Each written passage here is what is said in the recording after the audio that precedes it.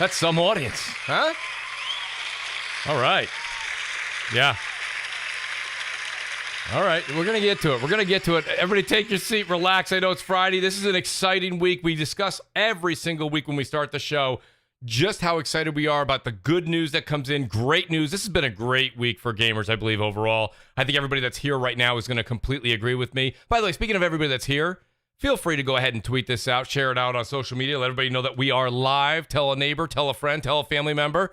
Hit that subscribe button. It's right there. Hit that like button. It's also right next to it. And speaking of buttons that are close to each other, right above the description is the join button. And I want to say, this set that we have here, and I've got some things that I'm going to announce towards the end of next week that I'm working on again with Wayne at I Am Deadbird and at JMatrix76. These guys have been helping me out tremendously. I've got some more stuff, surprise stuff coming to the channel. I want to say thanks to everybody that helps this channel grow. That's all of you guys. That join button by becoming a Mooch Maniac family member. It truly, truly helps. I can't thank you guys enough. Let me shout each one of you guys out individually. Shout out to Sir X-Man, JudaZuk, WoolleyGamer, Ben Link, Fail Pyromancer, Frostbite Slash, Zombilla Ice Cream, CustodsX, Hustle and Motivate, AceJunky, Two-Tone SB, Replicant, who's been very active online, Damion, JWE316, MumbleRanting Gaming, L.D.W, Tyson Webb 509, who's here early every single week. Thank you, Tyson. Mr. Twister, All-Around Gamer, TrueWiddy, Wraith The Emperor, Alex Brett, and then we've got our major Mooch Maniacs, Bryant Carter, Tactical Gamer, DatGuySmitty, HumaCast, Ice Queen Gaming, the Wise Old Gamer, which, by the way, shout out to the Wise Old Gamer. Hope he's feeling well. He is back home with his family, which is outstanding. It's good that he's back with family and hoping he's doing all right. 4-star General, Sean Slompka, Brian B, a.k.a. Delirium Blades, VIP Mooch Maniacs, Wendigo Rex is back, Fork Boy Gaming, Darkseed 80, MexJ88, Remarkable Knights, Rich Kreiser, Rated D Demonic, Percolator 9000, Director Productions, and our honorable mentions that we miss.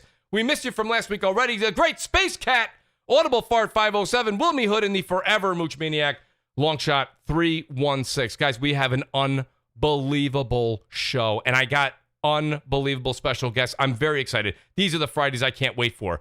But before we get to special guests, let me get to the man who's here for you. He is outstanding on Twitter. He's unscripted on YouTube. He's here tonight. He takes the time away from making videos to be on CrossFire. I'm excited. You're excited. The great Crap Gamer Reviews. Crap Gamer, welcome back to the show, buddy. How are you? It's incredibly my honor to be here. You know, this is always a blast to do these things. And I just want to thank you and say I'm humbled. And, you know, I appreciate it. You got a great panel tonight, and I'm really looking forward to cross-firing it with them, if you understand what I'm saying. Absolutely. So, really a lot of news to talk about, so I don't want to hold up you any longer. I was a little bit late. That's my fault, but I'm here. Let's get started, man. Let's go. Let's do it, buddy. That being said, let me say this much. It's getting expensive. It's getting real expensive to get this guy over from Redmond to Connecticut every single week, but nonetheless, he's here for you. The Xbox defense lawyer, which, by the way, I don't know if he's gonna be doing as much defending as I originally thought from our pregame show. Shout out to Xbot448. What's up, buddy? Yo, guys, I got a little something for you guys. Please. Welcome to the moral winds of change. I have seen the fallout on social media. Some people are feeling dishonored. Yes. But guys, it is a brand new day. And as we saw, ZeniMax, Bethesda, and of course, id Software all have new homes. What's up, guys? It is great to be here tonight, man. It is great to have you, buddy. I'll tell you that much. Now, just in case anyone's wondering, everyone's like, well, where's the other usual suspect? Shout out to Gaming Forte. He is joining us. He's en route as we speak, leaving work and coming to the show as we speak. But let me say this much. He's basically a usual suspect by this point. It's his happy hour, not yours. The Basement Radio Arcade Podcast. Brap! Brap, how the hell are you doing tonight, buddy? I'm doing great. That's funny. It definitely is my happy hour, by the way. It is. I know it is. No, it's great to be back on. Yes. And a big shout out to everyone in the live chat. Please smash the like button if you haven't done so already. Yes. Yes. Tell Dirty a friend. Sanchez. Tell everybody. No, that's that. I don't know what that name is. I don't know what you're talking about there. But no idea what you're talking about. Well, let me do this much. This is kind of a lot of fun. Having special guests on like this, which makes Friday just that much better. You know, I want to say shout out and thanks to Mods Gaming, who's here tonight. Mods, who works for and writes for the lordsofgaming.net. Mods, you know, I seen you on Twitter. I see all the back and forth that you go through. I know you're very opinionistic, and that's what makes you a prime candidate for a seat at the Crossfire. And let me just say as much. Welcome to the show, mods. And how you doing tonight? Yeah, doing great. Thanks a lot for the invite. Really appreciate that. So, I like to raise my opinions here and there once for a while, and things sometimes get heated, but hey, it is what it is. That's the way, Twitter works, I guess. Yes.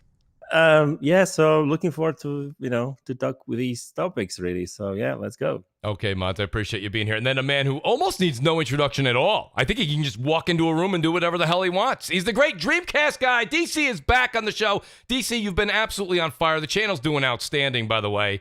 And it's just an honor to have you back on the panel. How are you tonight? Always happy to be here. Any Friday night with the Crossfire cast is a good time indeed. So happy to be here. Happy to talk about all the Bethesda news specifically, but we'll get into that. Oh, we most certainly will. I am very excited about that. Xbox, you're about to be brought up to speed. Shout out to Mega Dave. Oh, he says, Xbox is trash. We'll get there, Mega. Take it easy. TrueWiddy says, crap, you put a post up in a body bag. Rest in peace. Oh, see, TrueWiddy, you got a fan right there, crap. That was a big show. I haven't seen that debate yet, crap, but I'm going to tune in for that one, bro. Yes, we will tune in right after the show, Xbox. But let me say this much. Xbox fights back, right? I mean, if I was working for the New York Times, I would have put it right on the front page.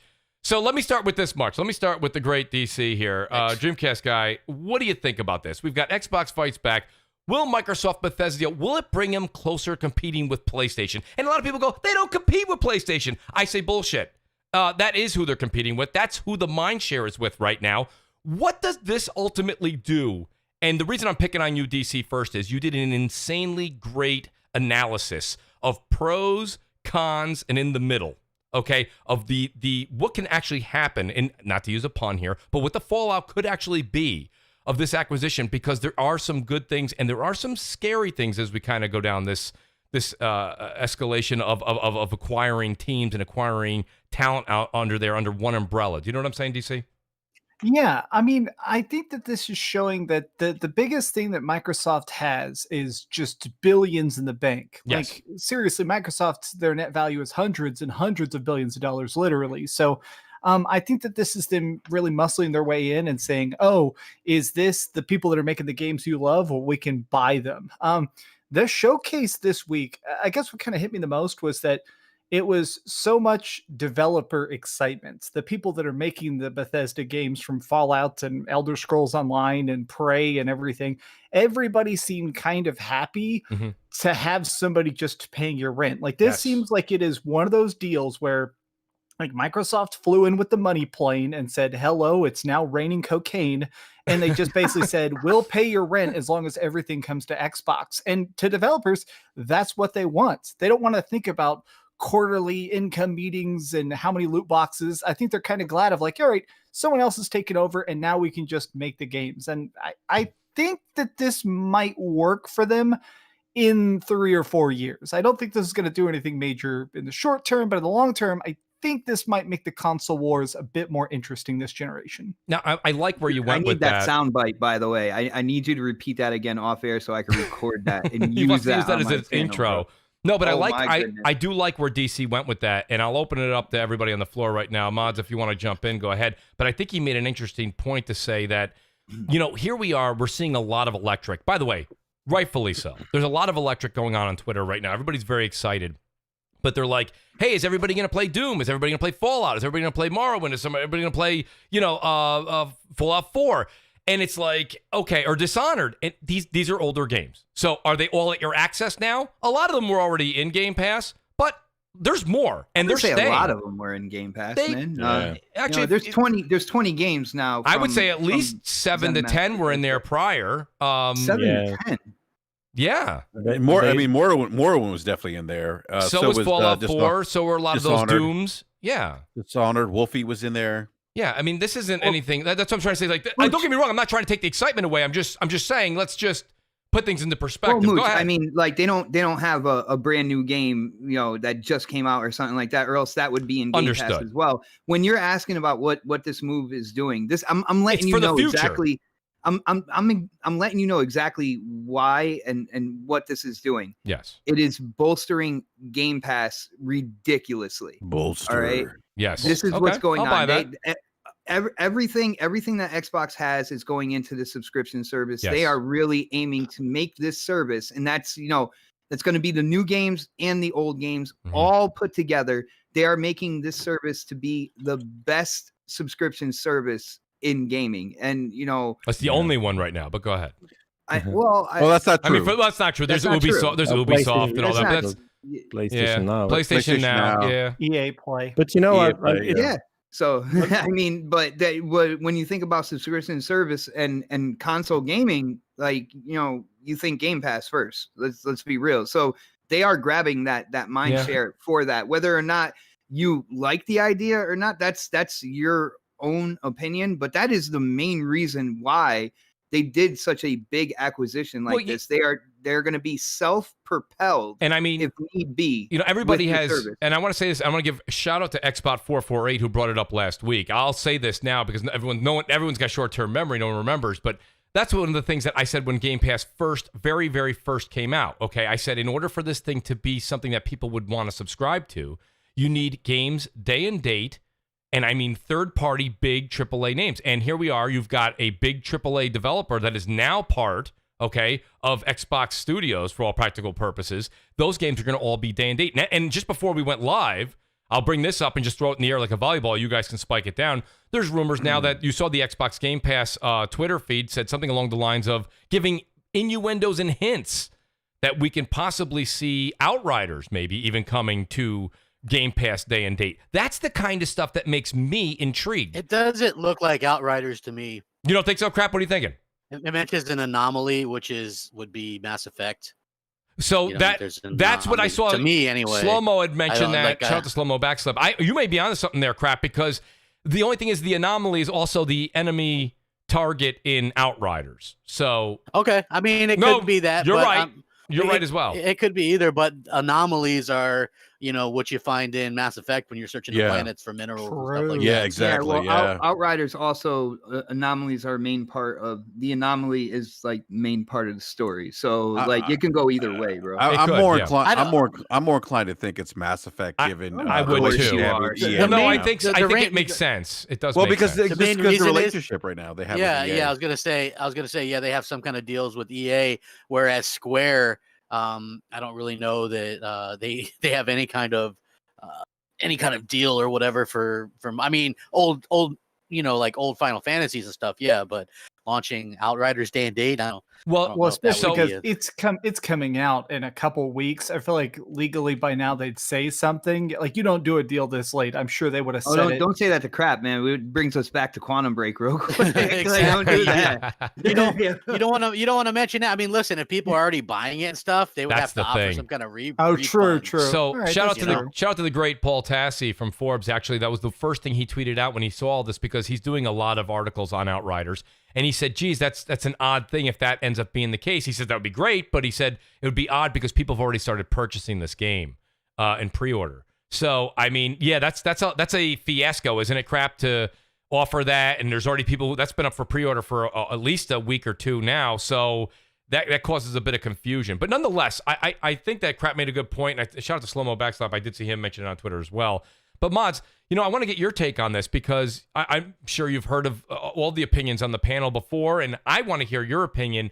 What's your take from where we were 4 years ago with Game Pass to where we are today? We do have to admit that it's almost a completely different sales pitch at this point than what we were first given back in 2017 or was early 2018. Because it just started. Yeah. But go ahead, Mods. Well, but it's a different sales pitch. Yeah, of course, when they started, obviously it wasn't as attractive as it is right now. And, they haven't really had, what kind of games they had. Most of these games were backwards, Xbox 360 backwards compatible titles. Smaller indies.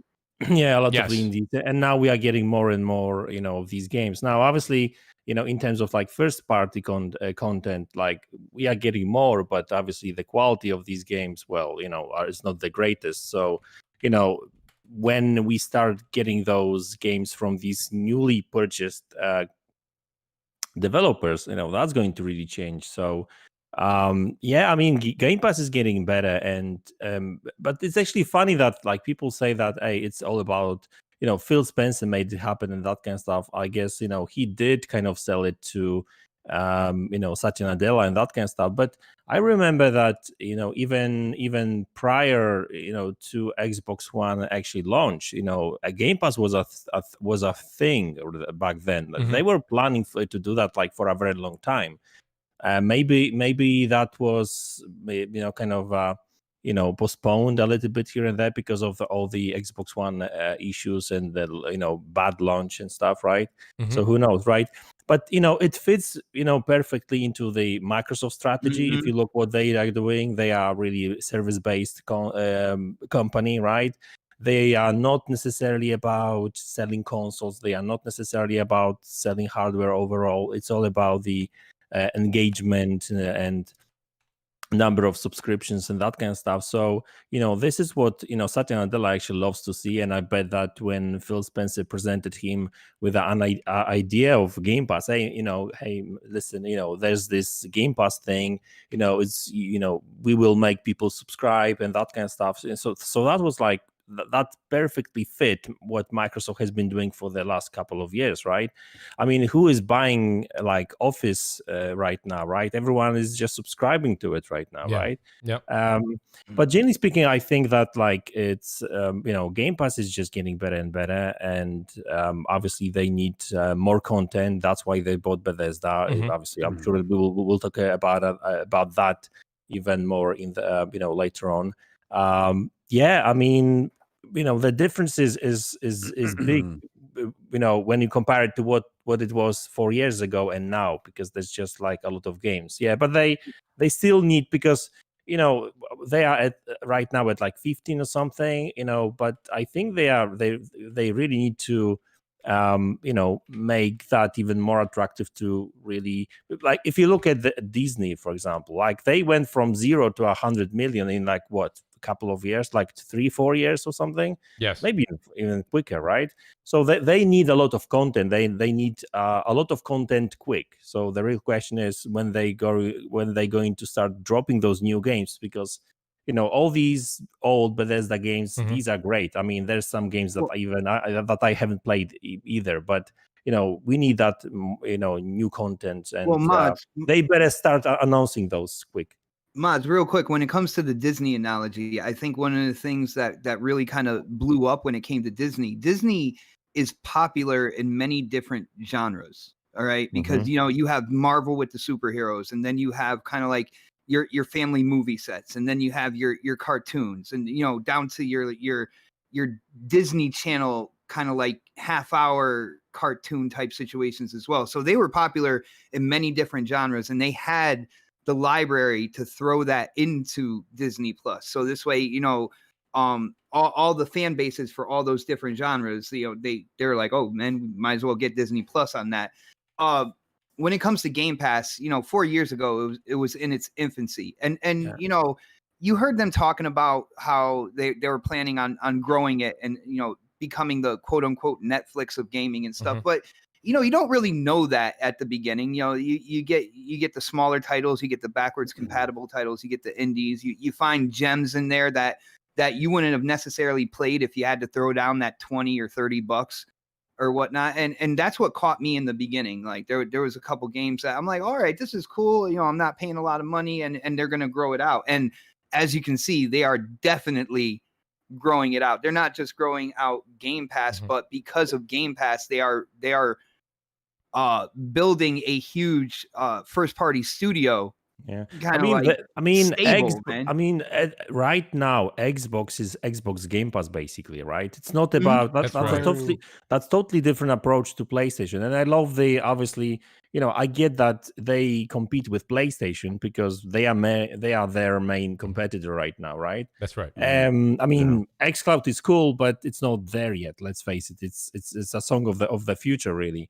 Yeah. So but even though they are competing with Sony and PlayStation, they've got a bit different approach, right? Sony is all about their console. Let's sell as many consoles as possible, then we obviously we make people subscribe to PlayStation Plus and PlayStation Now maybe. And by the way, PlayStation Plus is getting better and better every month, to be honest with you, right?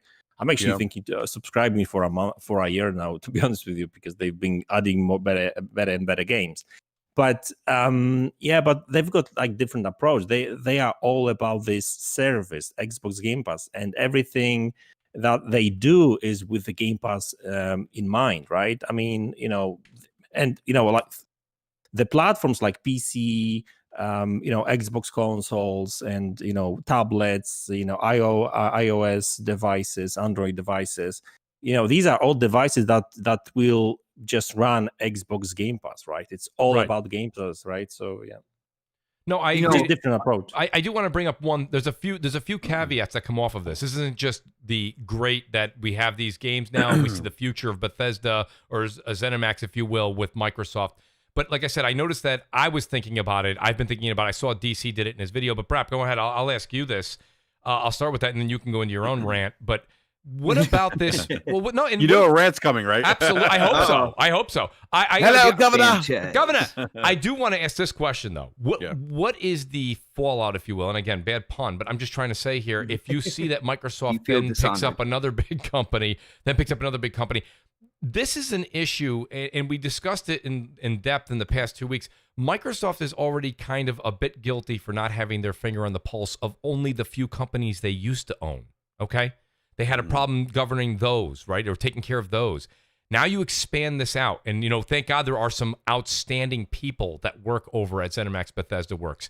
But those people may, with time, depending on how things go with this deal, they may stay, they may leave. So what I'm concerned about just as a gamer is just that how much of this acquiring of teams and talent and IP under one umbrella, does this start to pose a problem? Because, we're going to get into what Sony's response may be a little later in the show, but does any of that come into play here in your mind when you start to think about just the positives? I wish you served me up this question, bro. This Xbox, listen, I got news for you.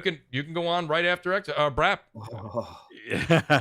Look, there's definitely a consolidation of the industry happening right now. Right. And the thing with Bethesda is, I look at it like this: like, if this deal didn't happen, there was going to be some studios closing. Like Arcane probably would have closed. Yes. People would have lost their jobs. Yep.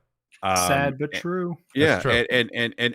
But that's part of that consolidation of the industry we're seeing, where it's so expensive to make money now, or so not expensive to make games, that companies don't necessarily have the luxury. I say companies, I mean developers, don't have the luxury to like kind of wait and see if a game hits. If it doesn't hit, like that could be like the death blow to a developer, and that's just the reality of the world that we're living in right now in development, where it's so expensive to make games. There's so much pressure. You have this small finite window to be successful. If you don't hit, you're probably in trouble.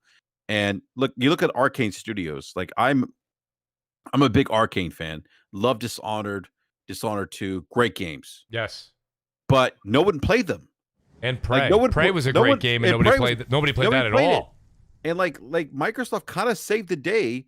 And the other thing is that it's if there's any, and I totally I know where you're going with the whole thing of Microsoft acquiring more publishers or developers. That's going to happen because there's going to be some publishers out there that are struggling right now with the way I think gaming is going, where you see games like Fortnite, you see games like call it like Warzone, these games of service games that are just driving revenue, driving engagement.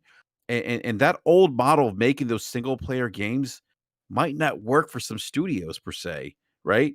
Where they can be profitable. Like I think Todd Howard was kind of alluding to that when he talked about Game Pass. Like Game Pass gives us the ability to be, to be kind of creative again, and maybe try making games that we probably wouldn't do because they might get lost in the shuffle of other games. And by the way, Tim Schafer actually said the same. He said that he's so glad that he's not going to have to fly around their own, pitching, basically all kinds of game ideas. Right. With Microsoft, what he will just do is like, oh, there's an idea, let's do it. Yeah, no, absolutely. And given Microsoft's reputation of, if you go back to Microsoft and Mooch, you probably remember this, the antitrust lawsuits of the late 90s. Absolutely. And Microsoft's kind of, that kind of bullying their way into the market. There's obviously concerns there. Like, I get that.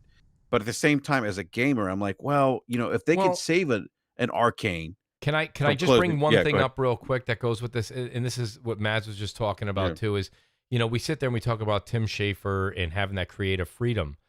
That's what they're saying right now. They just acquired these teams. Even if you're talking about Double Fine, doesn't matter if you're talking about Obsidian, this is all within the last 2 to 3 years, okay? So right now, everything is roses. Everything's great. People are, what color M&Ms do you guys like? Oh, I like the purple ones. No problem. Phil's got them on order. Okay, great. Let's move on a little bit from here. Now, all of a sudden, they're going to look at metrics. They're going to look at who downloads what. Let's say the Arcane games don't get downloaded very much. They're not used very much. Let's say the Tim Schafer game doesn't get downloaded very much, not played very much. I'm just saying, they're not going to keep all of these. That's the one thing you have to understand. They're not. I'll say this. 5 years from now, you may see that they acquired 30 teams and maybe 15 remain. I don't know if that's true, Mooch. I don't think that's a bad thing. That's business. Well, I think the metric is, are we seeing an increase in subscriptions in Game Pass? If they get to like 50 million concurrent subscribers to Game Pass, yes, they'll make more money. Absolutely. Than they can putting out a AAA banger. Absolutely. And they'll make more money they probably ever made. I mean, they're making a lot of money. So you're saying if they just get the people in there, they're just going to let everything just keep. I don't think that occurs in any other business, but if you think that's fine. I can't argue with you. I think so. I mean, look at Netflix. I mean, some of the Netflix, But Netflix, don't you guys see that thing comes out? It says things leaving Netflix soon. There's things that don't make it. Well, there's some there are shows that don't make it. And there's they get some cut. poo-poo shows developed from Netflix. Apple actually already started. Hit. Apple's only had their TV service for a couple of years now. They've already cut a few programs. Well, no, but see, those are things they don't own. Those are things they've licensed. Exactly. The interesting part of this deal, and I absolutely love the Netflix analogy. I think you nailed it, which is that if you own the entire cabal, you own everything from the game engines, the developers, to if they write a dirty note or something on the side margins, they legally own that. I think that they're going to keep building this up, and they're going to keep as many people on the payroll as possible. And the example I would give is Rare. People do not give enough credit to Sea of Thieves. Sea of Thieves is constantly topping charts. I've met people who only play Sea of Thieves. They're complete losers, but the point is that that's still crazy to me that there are people who just sail around in circles forever. And Dreamcast guy, I'm one of those guys that sails in my ship by myself, by the way. That's a great example of a total loser. No, but that's the thing. It's those people will never get rid of Games Pass. Those people will keep paying Games Pass forever. And I think that's the point, is to make it where you have such a giant library. And even if these people are only putting out a tiny game here and there, it looks good in your commercial to be like, we have 5,000 games for $5 a month or whatever the hell it ends up being. Right. But it does. You know what? No. So DC makes a good point. DC kind of piggybacked on what Brap's saying. But that is, let's say that the I guess the big if in the room then is if they get to that 40, 50, 60 million concurrent subscribers, I'm with you. I mean, obviously, look, obviously, if the numbers don't increase, then we have a problem. I'm not going to. Well, okay, so let me ask this question to the panel before we jump subjects. Do you guys think the acquisition of Bethesda Works is going to ramp this thing up massively? Yeah, massive, I think is the correct word. Yeah. You think so? You think it'll happen overnight, or do you think it's going to take 2 or 3 years until Bethesda has a new game? Happen overnight, but Mods was saying. I think in 2-3 years when they That's where start I'm releasing games, because the problem is that right now we are looking at Bethesda acquisition, but they still haven't really released a new game, right? I mean, like I said, all these old games, 20 of them, even with FPS boost and stuff, these are great, to have on Game Pass, but this is not what will make new people to subscribe, right? So let's face it, right? What will make people to subscribe is new games. So Starfield, a new Dishonored, new Prey, Elder Scrolls, and whatever games they, Doom and that kind of stuff, right? So once they start releasing these games, maybe this year, next year. So if we're talking about any, any periods and that kind of stuff, I would say that by the next year, end of next year, they should really. I mean, we always should see the big increase. Yes, because I get it that just the news of Xbox acquiring Bethesda made some people to warm up to a Game Pass. Oh, it created a buzz, man. Definitely. But it's not like but the news alone doesn't make you to subscribe, because there's no Starfield, there's no Elder Scrolls there still. I'm talking about the new games, right? Right. Well, but once those games start releasing, that's going to change the numbers. Mods, your game theory, I definitely agree with you. When new games come out by these studios, and I think I know a lot of people get excited about new IP, but when it comes to something like this, I think where you're going to see it, and I think Xbox knows this as well. It's not going to be right off the bat, very next day, all of a sudden there's like 10 million more people signed on to Game Pass or anything. But when the next Elder Scrolls comes out, and they heavily advertise it with Game Pass. All right. It already has a fan base there. You see what I'm saying? The next Fallout comes out and they heavily advertise it with Game Pass. And those are the key moments I think that Xbox is looking at. New IPs is something that, a lot of people want, but there's no established fan base for that. Mm-hmm. So, Starfield, it sounds interesting. We want to know more. But when it comes down to it, I don't think anybody can be like, oh, yeah, I'm getting it day one right now. We have no idea, what the game is. Where, the next Elder Scrolls comes out, there's already an established fan base. It's like, I'm playing that day one. Now the only thing is Xbox is going to, they want you to think, oh, all I have to do is put down so much money per month and I'll be able to play that and all these as well. Mm-hmm. I might as well do that instead of buying the game. You see what I'm saying? No, I see what you're saying. Let me do a couple shout outs to the super chat and then Brap, you can have the mic back. Shout out to Cocoa Puffs. He said, I want to give a big shout out to Crap Gamer for his appearance on Z's channel last night. Outstanding job, Cocoa Puffs. Thank you so much. Ola Mocha says Xbox Series X's and S's still available in Europe.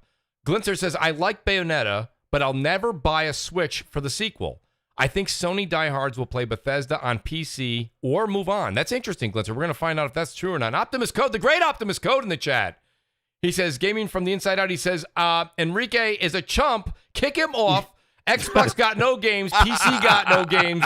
Long live Nintendo. Shout out to the great Optimus Code, who just started his own channel. Outstanding channel, by the way. Code suffers from dementia at his old age. Oh. So that's what that is. I just want to throw that out there. Yeah. Go ahead, Brap. Take the mic back if you want. No, I was gonna say, Microsoft's not done with buying other publishers. Sega. I think, you know what? I mean, Sega, WB. I mean, don't be surprised. Why not say anything at this point? I mean, don't be. I don't mean that sarcastically. No, Mooch, I mean, you're right, Mooch. They're in conversations with a couple publishers right now as we speak. Like they are not done yet, and don't be surprised to see them because, like I said, there's certain publishers that are struggling with the world that we're in gaming. Like they don't have these big. Like I just keep thinking about what Todd Howard said. Like there's games that are missing the mark that we love. Yeah. That aren't getting the attention that they probably deserve because there's these games as a service games, like the big games like Warzone, Roblox, with the IPO for Roblox is insane, right?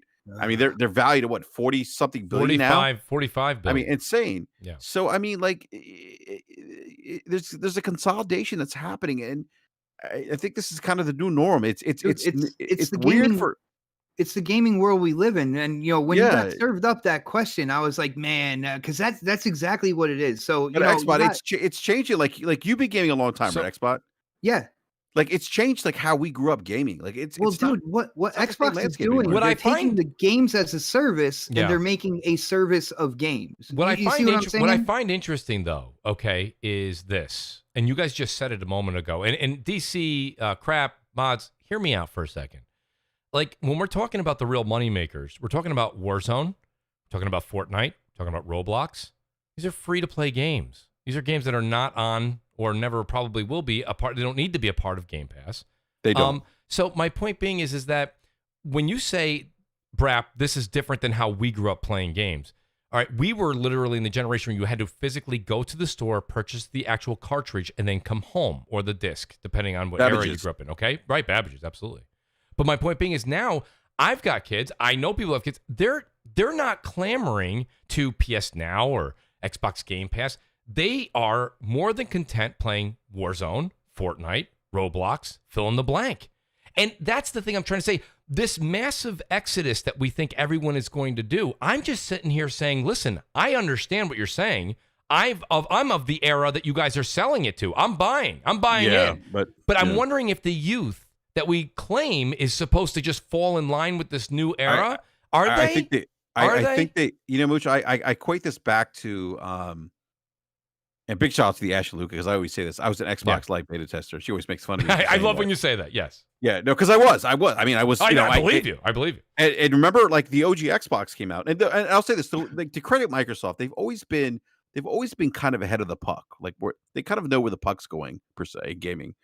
And with the OG Xbox when it came out, I don't know if you guys remember this, but they got a lot of shit for putting an Ethernet port in the back of a console. Absolutely. People were like, "Wait a minute! Like, what are you guys doing?" Like, I was still getting, at that time they announced the Xbox and there was going to be Ethernet port. I was still getting the remember the free AOL discs? Remember? Yep. Yeah, I was getting those. Everyone had 56K, and people were like, "Microsoft, you guys out of your fucking mind? What are you guys doing? Like, you're gonna put an Ethernet port? Like, no one has broadband internet. What are you guys doing?" And then Xbox Live came out. You want to charge people $50 a year? What? That's crazy. Like, who does that? Dude, Right? I thought that at the beginning too. I'm like, that's a game right there, man. Yeah, exactly. And people are like, "This is fucking nuts. It's not going to work." Right. But you know what? It did work. Right. And it's going to take time, Mooch. This thing, it is going to take time. It is. Yeah, Can I pitch something to Go y'all ahead, real quick? DC. Go ahead. So I talked to a lot of game developers, and something a lot of them talk about is that a lot of game developers are big fans of free to play and this whole microtransactions and sell you the battle pass and stuff, because it makes more money, but additionally it keeps them employed longer. A big problem a lot of these game developers have on the low end side is that they hire like 300 people to work on, Cyberpunk or something, and then they fire a lot of them. Like your contract ends, the game releases, they give you usually a big bonus of, double digits or whatever the hell. And then they have to rebuild the team when they start working on the sequel. Well, the thing I think is going to happen with Games Pass, and I'm serious, I think this is going to be the grander implication of it, is we might start to see something that I would call like legacy teams. Imagine if you made Dishonored 2 and then everybody stayed there. Everybody takes a nice vacation and, kisses their husbands on the beach, and then they come back and start working on Dishonored 3, or they start toying with the idea of Dishonored DLC, or maybe Dishonored Online. And honestly, the reason I'm bringing this up is because of the online aspect is Elder Scrolls Online and Fallout 76. The Fallout 76 numbers have been crazy on Games Pass. The concurrent numbers there for a game that, in my opinion, sucked for a long time are kind of nuts. And it makes me think that Games Pass may be more accessible to young people than we're giving credit. Like, we're all basically digital boomers at this point, but to kids, paying a small fee, asking your parents for $12 a month instead of asking them for a $60 game every month, maybe that's what they want too. That's a great point. Yeah. Yo, Dreamcast guy, I love you, bro. I love you, bro. Can you say Game Pass though? No. I want to say. Pass? I want to make. No, do I say Games Pass? I want to say something. It's okay. I want to make. I want to make a comment. Well, I have to add make a comment. something to I was it. hoping you would not say that, Xbox, because I will tell you this much: if Xbox, I was called enjoying Games Pass. If Xbox called it Games Pass, I probably would have a lifetime subscription already paid for. I want to give DC credit, and DC, by the way, if I'm you right now, I'm talking to a lawyer on the side and seeing if you can actually coin that. Yeah, all right. I'm gonna go ahead and I wanna prefer go ahead and Games clear that. Pass by myself personally. I want to piggyback on what Pass. Dreamcast I love guy it. just said. Dreamcast guy, that's a great. Like, I just had a wow moment, by the way. And it made me think, when you said that, Dreamcast guy, it made me think of the last Gears 5 DLC, Hive Busters. Gotta love that Like, one. that was so great, and I thought, wait a minute, this game works like in like bite-sized morsels, if you know what I mean, right? Like, where it's not a 25-hour game. Like, it was a short game, but it worked, right? And I could see that, like, in a future where you're getting, like, those little seasons, if you will, like we see in Netflix, right, with some of the original content they have, or WandaVision, if you will, which was, just recently on Disney, where we get those, like, bite-sized morsels of, like, short, like, bursts of entertainment. I could see that working, in a subscription model, and instead of paying $70, if you can now, get, like, Hive Busters type stuff, and you're paying $15 a month, plus you get 200 games. I mean, that's an easier sell to I'm a dad than having to go out and pay $70 for a game. Yo, Enrique, not for anything, like I except for the size. About kind of what like are we the talking about here? episodes that I'm you're confused. talking What are we about, talking about? about the never mind, that's fine. episodes that you're talking Sorry, about. sorry, I got Except for the confused. size. Don't give the That's wrong exactly idea, what man. that's exactly what they're doing with Halo.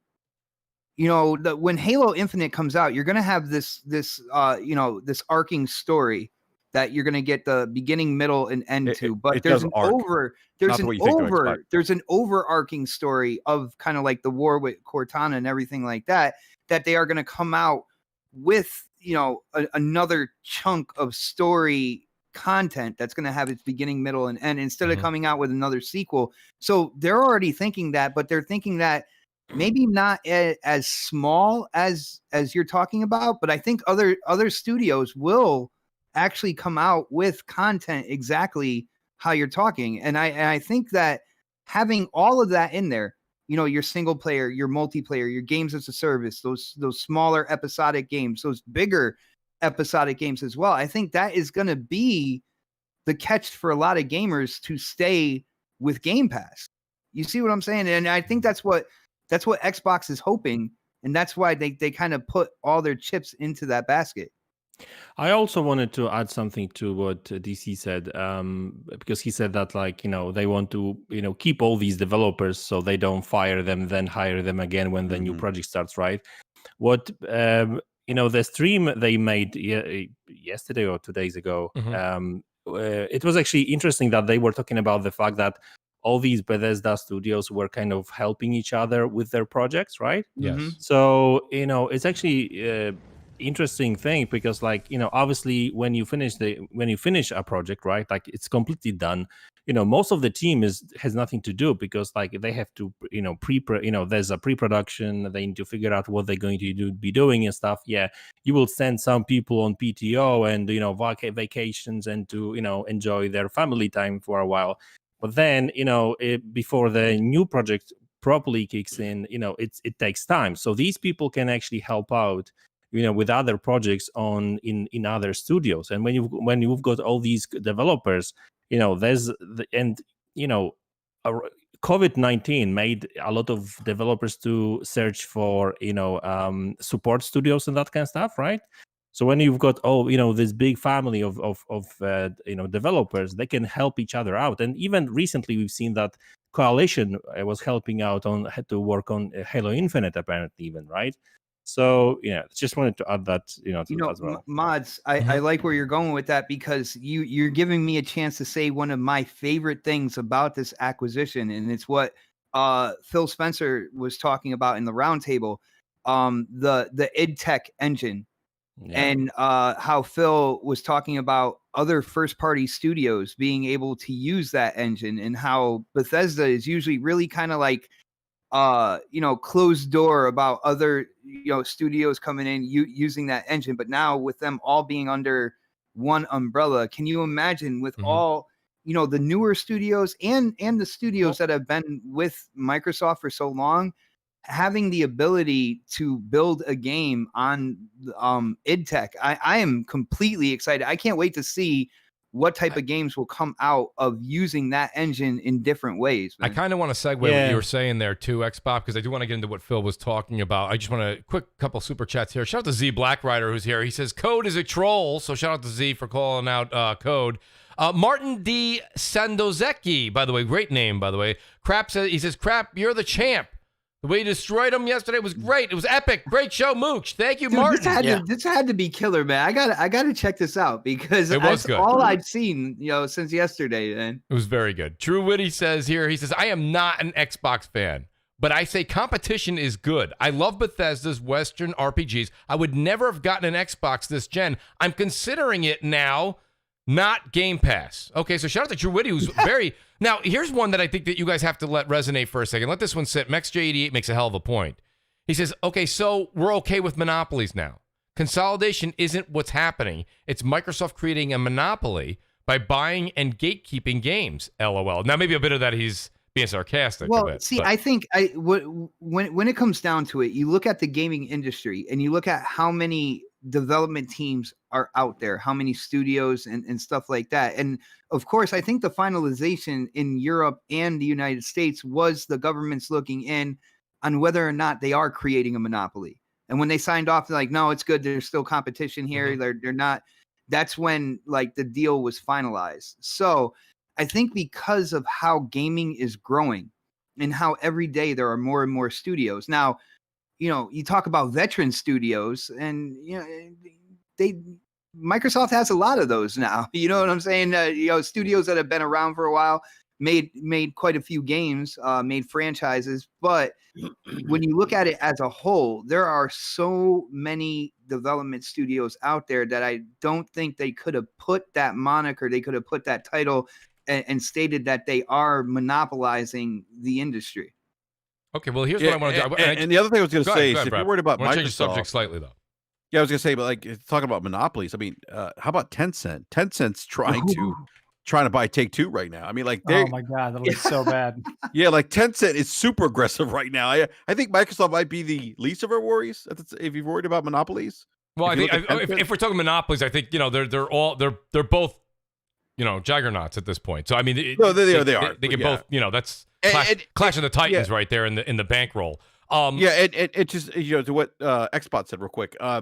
If it got to a situation where like Microsoft bought EA, had Ubisoft lined up, EA and Take-Two, that deal actually might not go through here in the US or maybe even the EU at that point, right? Mm-hmm. So let me. I do want to change. It's a lot of these questions that I'm going to be asking you guys on the panel do kind of all parlay around this main, of course, Xbox and Bethesda deal here. But I do want to. Crap, I want to hear your opinion on this because I know that you've been pretty vocal on it. A lot of people are saying not today, not tomorrow, not a week from now. But do you see down the road, if it is Bethesda now, and then I'm making it up, you have another big publisher that goes under Microsoft's umbrella, will we start to see Game Pass on competing platforms in the future? I don't think that Sony wants, Game Pass on their platform at all. I think that takes money directly away from them. It's third party money. Mm-hmm. That's why it's not going to be on there. It just doesn't make any sense. So I don't really ever see Sony offering to do that. And if you look at it, Sony's looking at it and going, well, how many people did buy, Dishonored? Probably not many. How many people bought Doom? Probably not many. Right. It's like really the only couple franchises that sell well are, the Elder Scrolls games, which we haven't had one in forever, and one's not even really currently in development. Mm-hmm. And then you have Fallout, which sells well. Right. And, who the hell knows when you're going to get one of those, so we have to wait and see. I mean, there's a new IP. We'll have to see. But again, I don't think that Sony particularly cares one way or the other. I mean, they're busy doing their own thing.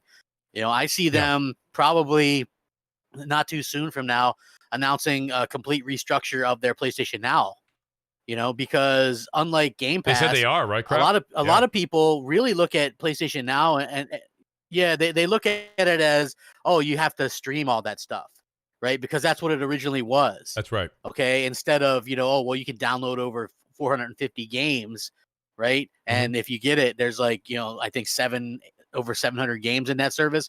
So it's like a lot of people don't really realize that. I think they really, if they want to be competitive with that PlayStation Now, I think the best thing that they could do is just kind of restructure that and advertise it a lot so people know you can actually download games and stuff like that. I think that would be, and maybe a year and a half ago they hired they at least had they were hiring people to do exactly what you were saying. A year and a half, 2 years ago, something like that. Probably. So. I mean, Jim Ryan did say that they had some news on it, but just not at that particular time. Mm-hmm. So, I don't really know specifically what the plan is, but again, like since they're going to put stuff in PC after a couple of years anyway, maybe put your big games on there, 6 months, a year later after they've launched. You know what I mean? I can imagine that, that would still help drive your thing. That's what I could see them doing, crap.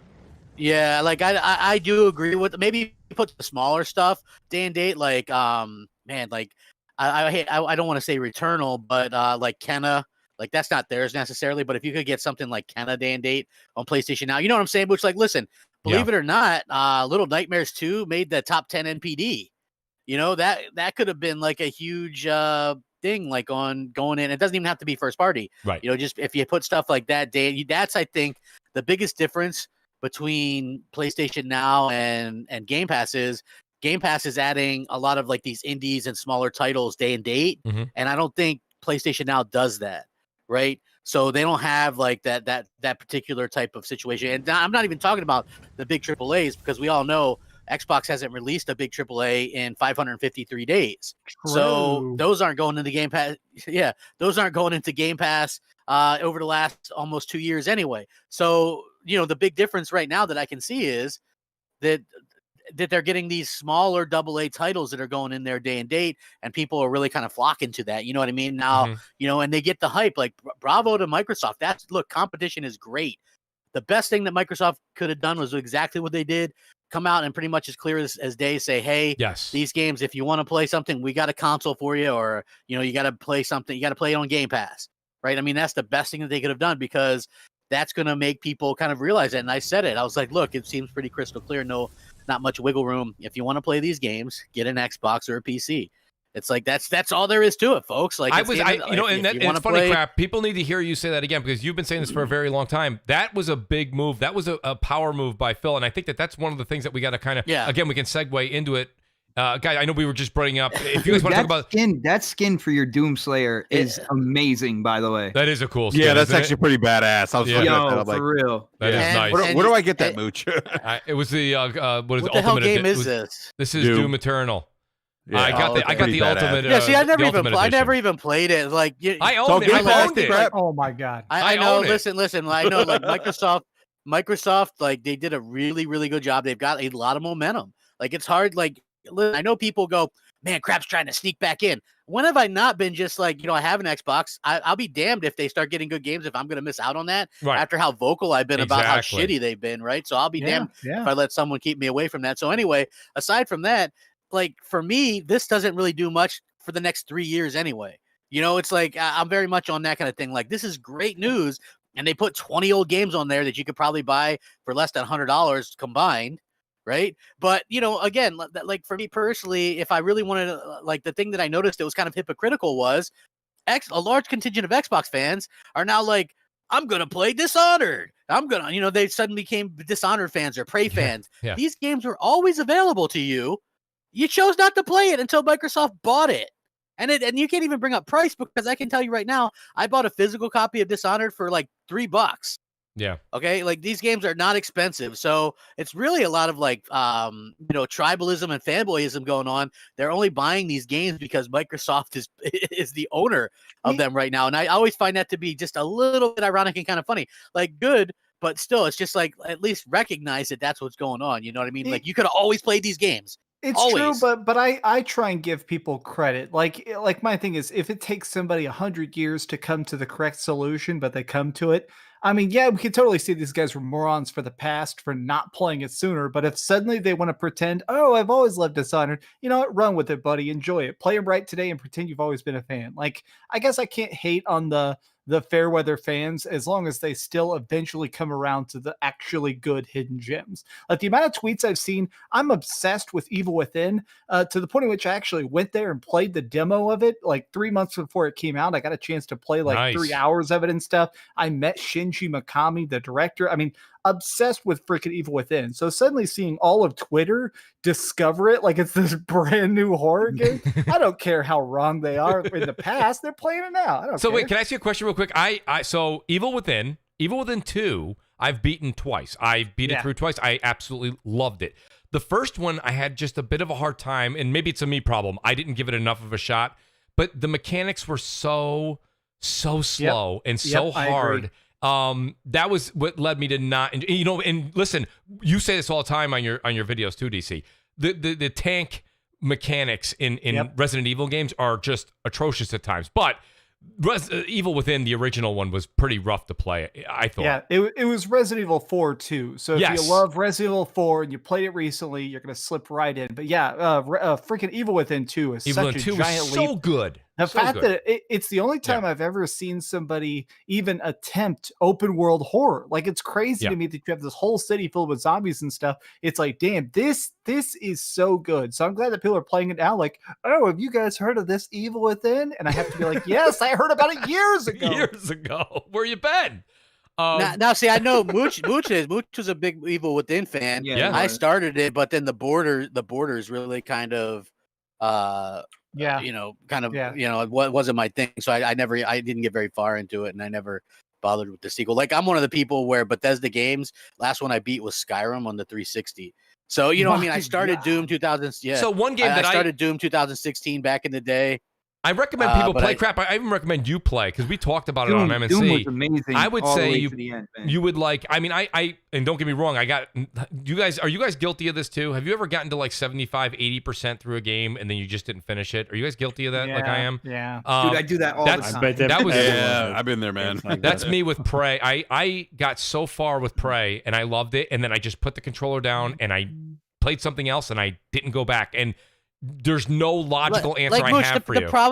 The problem I have with that is like Yeah. I like first person shooters, like shooters, right? Like Right. the Halos and the Call of Duty. I don't like first person like other games. Yeah, like that's that. not. It's just, That's it not feels, what I would. It's not like it a feels Halo. weird to me. Yeah. Prey is not Yeah. a typical, shooter. To be honest with you, it's It a is very not, unique no. game. It's not. It's same with Dishonored. It's not really like a shooter, really. To be honest with you, It's got first stealth person. mechanics. Yeah, that's a totally Mm. different types of games, to be honest with you. So not everyone has to be into that kind of games, right? It's totally different to like Doom or Wolfenstein, for example, right? So.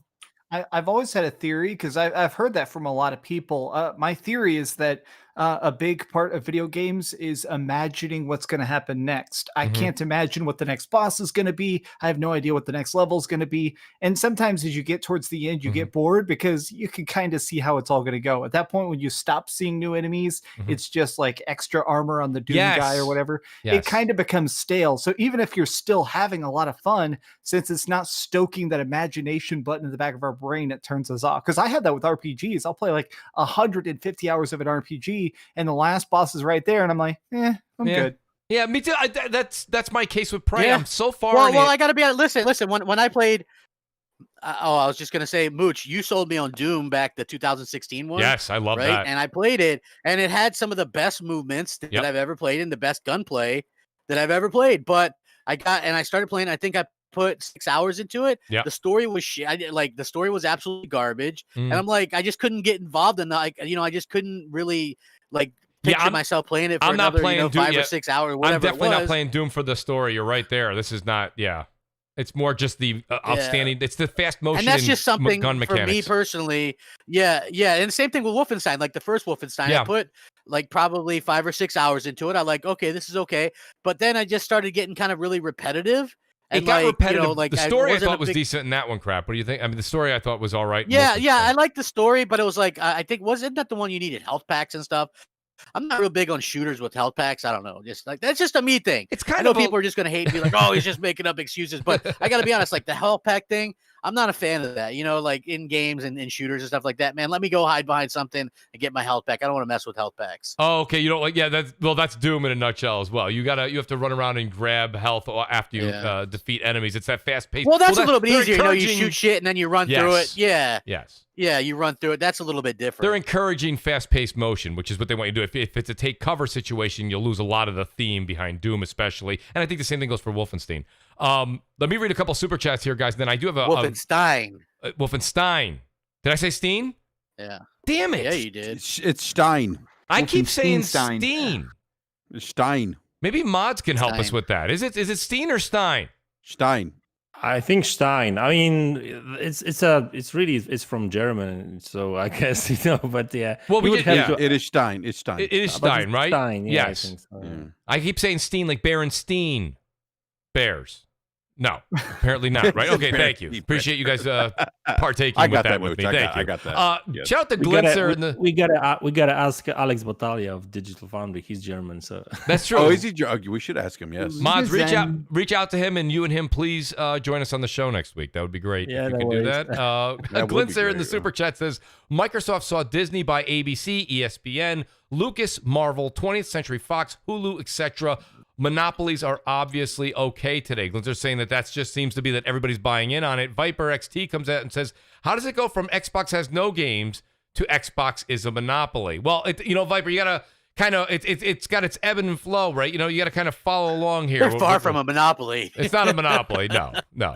Wendigo, they're far from a monopoly. shout out to Wendigo Rex here. He says Xbot 448 has a crush on Game Pass, but he's the only Xbot I respect. There you go, Xbot. I told you there's people out there that love you. My Yes. brother, man.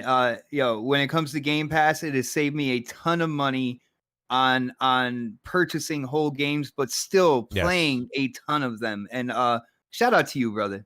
Shout out Absolutely. Shout out to Wendigo Rex. Death Scry with the 149 super chat, but I appreciate you very much for that, Death Scry. Thank you very much. Viper XT says on PlayStation, Dishonored sold 4.6 million. Dishonored 2 sold 3.8 million. Wolfenstein sold 4.5 million. Gears Tactics 8 is AAA. Crack Gamer, you should play it before you try to dismiss it as the AAA that it is. Listen.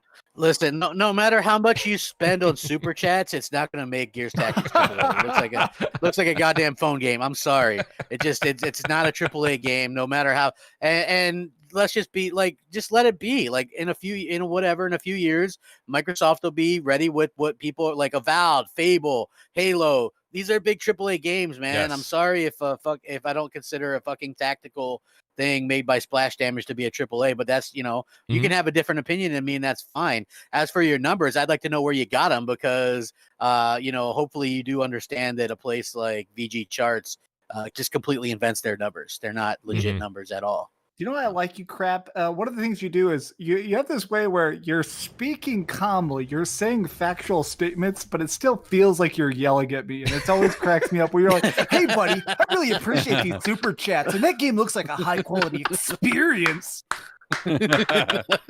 Well, listen, I mean, Who's I have fun shouting? with this. I thought I that's get like people like to give me shit or whatever. It's just, Very good. I have fun with it. I don't take it serious, you're good, but it's man. fun. I love it. You're awesome. He's awesome. The crap is great. I appreciate it, man. Absolutely. And then we got here. I want to ask. I'll start with you, DC. We'll go back in full circle here.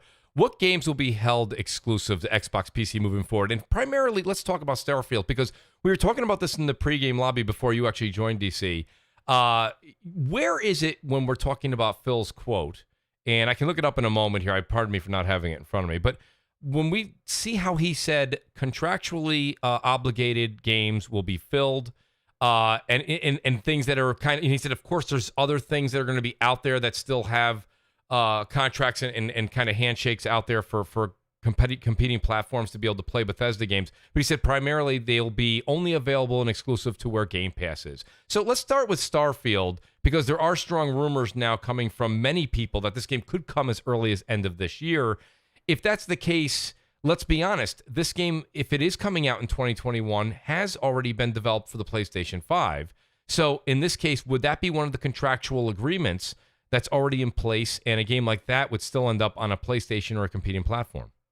So, from my understanding, I watched the entire big chunks of the hour-long thing twice yesterday, and from my understanding, technically, they weren't even fully legally owned until yesterday. They didn't even technically have a single like big Bethesda Xbox roundtable. Contracts weren't talked about or anything until yesterday. So 100%, I think that legally they could make Starfield an exclusive, but I don't think they're going to. I think Starfield will still be cross-platform because I've seen the leaks. I think that game is pretty much done.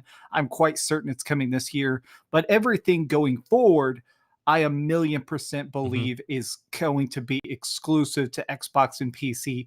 But honestly, this is my assumption, and I could be dead wrong. And the thing is that as honest and blunt and clear as they were trying to be, some of the language used by Phil Spencer was still a little bit vague. Like the fact that he wouldn't say what contractual obligations exist. He didn't even say the nature of that because there's different versions of some people may not know this, but sometimes they'll buy exclusive rights to advertising. Like at one point with the original Destiny, PlayStation bought the rights to it. So legally, you couldn't say the word Xbox in the word with Destiny, even though it was going to be on there. So there's a lot of weird stuff that may exist like that with Bethesda that we don't know about yet. So there could just be stuff like that. But once those contracts are up, I 100% think that there's no point in putting stuff on PlayStation. I'm not happy about it. I love my PlayStation 5. I wish stuff would come to my PlayStation 5, but if I paid $7.5 billion to have my ball, you're goddamn right, I'm taking it home. Yeah, I think a lot of people, too, in the Xbox camp, and Mods, I want to hear your opinion on this, is that there was probably even talk that they were going to treat this acquisition as possibly something very similar to Mojang, where it would have stayed multi-plat. But because of the outcry over the years of people saying Xbox needs to have their own games, they need to have exclusives, this may have changed the tune internally and made them, kind of divert to only a Game Pass situation. Mods, what do you think the whole deal is here, not only with Starfield, but when will the contractually obligated games be over and it's strictly going to be Xbox from here on out? Yeah, I mean, I agree with DC. I mean, I think that Starfield may be a multi-platform game, and actually, to be honest with you, other games that might be coming in like next a year, maybe a year and a half. So some of them, or even most of them, might still be a multi-platform because, it would even look bad, to be honest with you, from like developers' perspective. Imagine a PlayStation 5 team that in Bethesda that was working on that game and on optimization, that kind of stuff for like a number of years, and now Phil Spencer comes in and says, you know what, fuck it, it doesn't matter that you worked hard for like 2-3 years. Now we're just going to scrap it. Right. So well, at least on camera, Phil doesn't seem to be like that, right? He seems to be like, so we will honor these deals, and we will honor your hard work, whatever, right? So, couple of first games coming out in next like a year to maybe a year and a half. These games still might be multi-platform. Worst case scenario, they might be a timed exclusive for Xbox or something like that. But yeah, so I can see that happening. But later, after like 2 years from now, 3 max, I think that all these games, new games, going to be exclusive to Game Pass. Especially that if you really think about it, right now they've got like 15 million subscribers on Xbox on Xbox Game Pass, right? So like 2-3 years from now, I'm sure that they are aiming for like 40-50 probably, right? So that's going to be different, when you've got so many subscribers to actually make those games exclusive. Well, right now they're not up there yet with those Game Pass numbers. So releasing some of these games like Wolfenstein and Next Prey or whatever, right, and Starfield, that games, I would not be surprised if these games would come out to PlayStation 5 as well. No, I kind of feel the same way you do. By the way, I also would like to categorize and note that Mods called it Wolfenstein, which I also agree with. Thank you. We're the only two people on the Ben entire... Steen's money. It's not Berenstein. But nonetheless, it's Stein. Stein. Stein. Actually, it's... there is no Berenstein bears. There is no it will take time to get used to it. It really will. It's a me problem. I know that. Shout out to MexJ88. He says Disney had to give up the Sky part of the Fox deal to avoid being a monopoly and let the deal go through. Interesting. Okay, I did not know that. Shout out to Kids Move. He says, bro, no. Deathloop, Ghostwire, and maybe Indiana Jones. Everything else is Xbox. Well, so Kids Move, I don't know if you just joined us now or if you were here earlier, but I kind of agreed with what DC was saying. If, in fact, the rumors are true that Starfield, for example, just using that one as an example, is, in fact, coming out at the end of this year, a lot of time, money, sweat, and effort went into making that on, competing platforms at this point. I don't know if they would necessarily, and Phil said, we're not going to just yank those off if there's work and there's contractual, but maybe they will. I mean, we don't know. I think what you're saying is the bona fide what we know. They need exclusives. Yeah. I think that, like, I don't know, like, for sure, but I mean, they could always do timed exclusive. They could do time. I don't think Starfield is. I don't know, like Grubb and some of these other people say it's at least it's years away, but I think even if it comes out next year, I think it's got to be Xbox exclusive. I mean, even after Halo, what the hell do they got lined up? No, I think Starfield. I mean, they're literally. I think it's going to be exclusive. That's my opinion, but I mean, I just unannounced games, bro. There's unannounced. Yeah, but I mean, listen, that could be a Forza. That could be. What's wrong with the Forza, bro? There's nothing wrong with that, but it's just like it's just one of those things. Like, I think people really want that next big thing, and it's like I want another Forza. The last 3 releases, big releases from them has been Forza Gears, then it'll be Halo, and then another Forza. It's like, I don't know. It's just something kind of ironic about that. Usually one Forza comes out per year. It's a Motorsport and then a Horizon. Yeah, well, they stopped that because it got way oversaturated. I think what really happened to that was Forza 7 really kind of screwed them up because it wasn't finished. you know, like, and so what are they rebooting that or whatever they're doing? Well, So, they are taking their time. They're going to make Forza Motorsport with no number on it, and but I'm surprised that there's so it. many rumors about Forza Horizon coming out before Motorsport. To be honest with you, because since we already saw the Motorsport trailer and we didn't and another thing, Horizon. Another thing is that like Horizon 4 was released like when in 2018. While Motorsport in 2017, so you would imagine that Motorsport would come out before Horizon, but not only that, but they're adding like to Horizon 4 all the time. Like it's one of the most played games on Xbox. It's tearing up Steam right now. Like I don't like they update it literally all the time. I don't like they updated it with some cars. I don't know if there's a new game for it coming out, but they could have something like a new a DLC for it or something. I could see that. But you got to remember, like when Microsoft announces something, it could just be me, Xbot, but I tend to lower my expectations and think this could be something on the level of the Gunk announcement or something. Like, you know what I'm saying? Like I think, well, hold on. I'm actually down for the Gunk, okay? But when I heard, I understand you are, but I'm just saying, like, me. He's saying on like that level. The AAAs. Yeah, he's looking at that level. Yeah, like, and you know what I'm saying? I'll give you that. When they say unannounced games, I mean it could be anything from small indies to something, something really big that they just haven't said yet. Yeah, you know what I'm saying? But and I'm sure people would love it if it was smaller or something. But I'm looking for that big AAA thing, that I can finally like boot up my Series X and be like, this is what I'm talking about, Other than Hive Busters for that 2 hours, I was like, Yeah.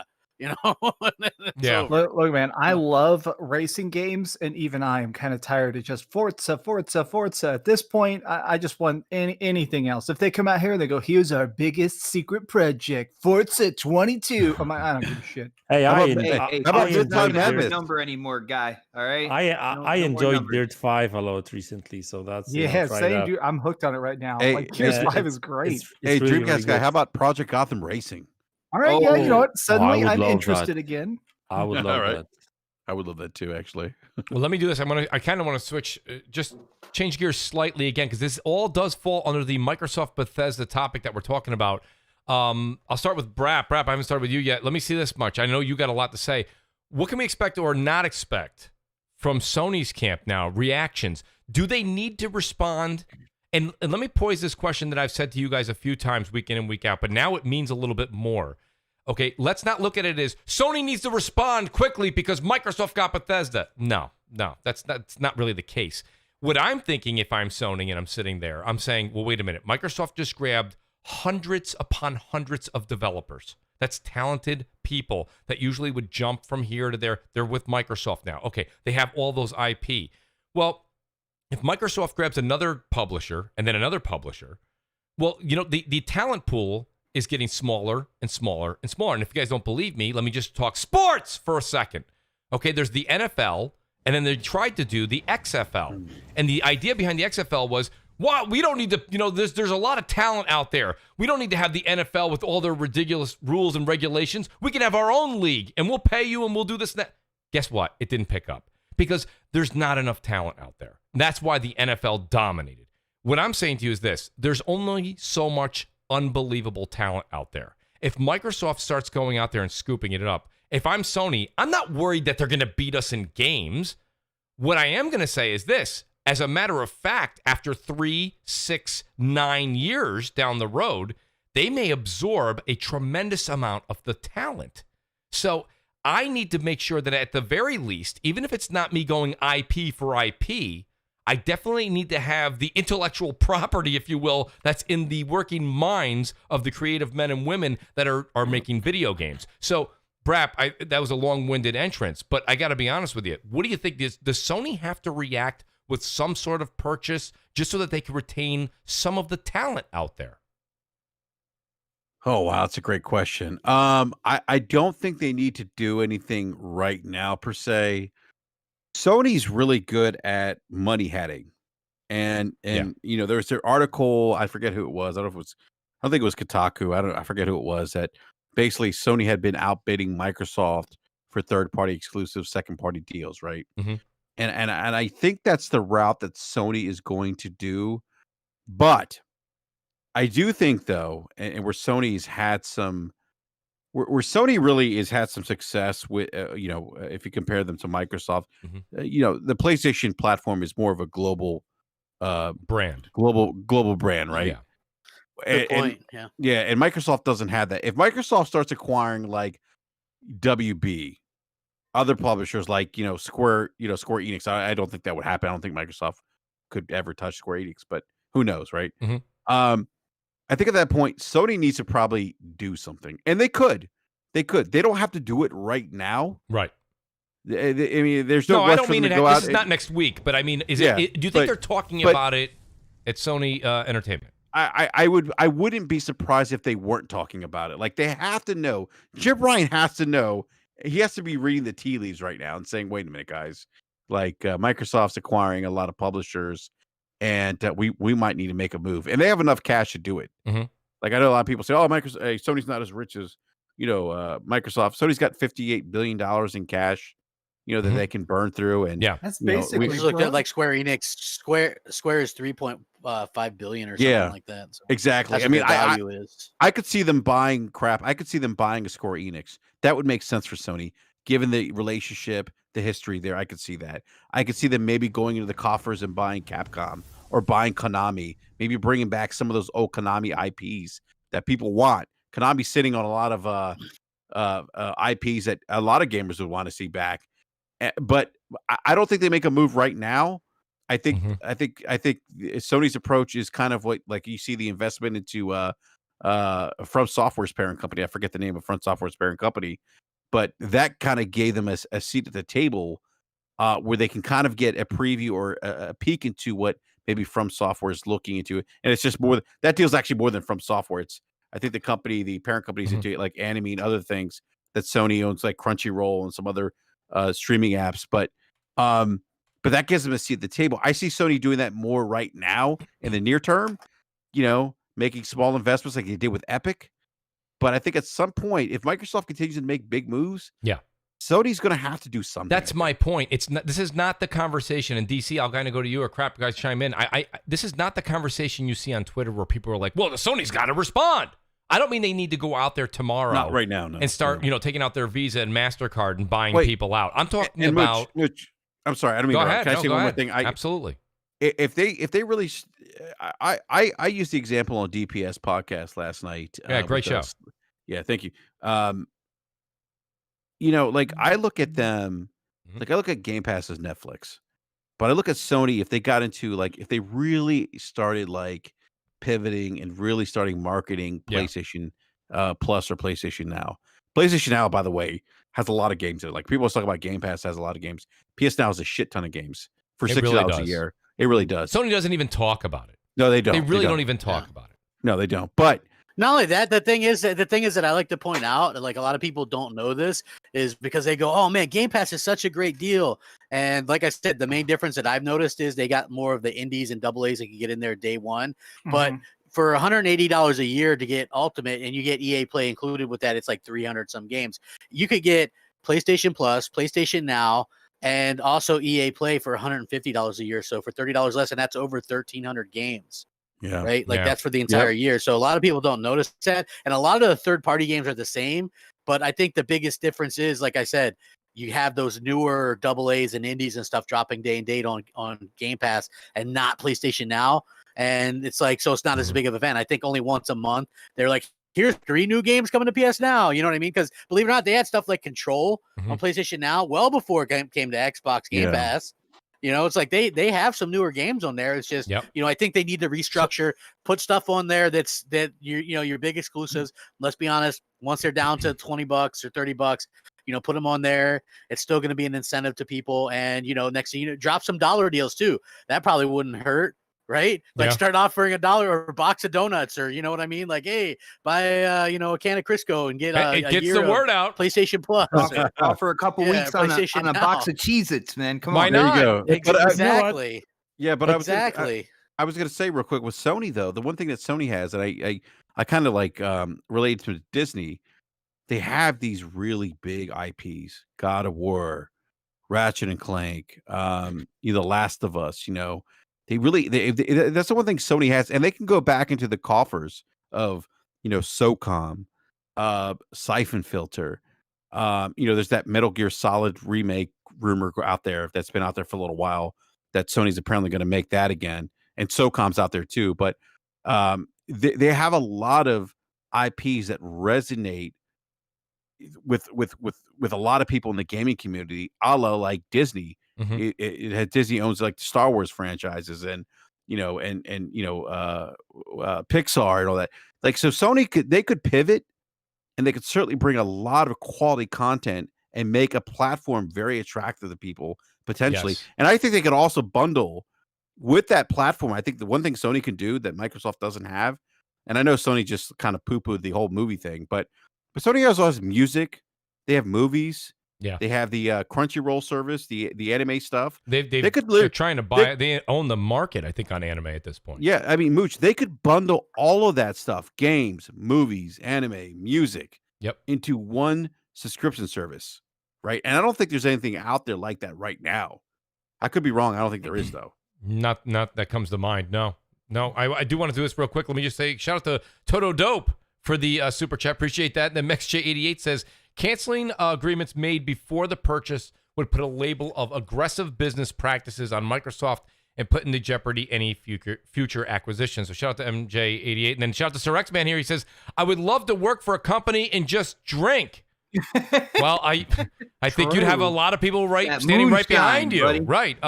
Anybody on the panel have PS Now right now? DC? I do. Yeah, okay. I've had it for years. DC, could you please inform myself and the audience who may not know, what's the scenario here as far as the ratio goes of streaming to downloadable content with PS Now? Is it still turning into a PlayStation Now advertisement? No, it's cool. I genuinely. Well, we did an hour and a half of Game Pass Xbot.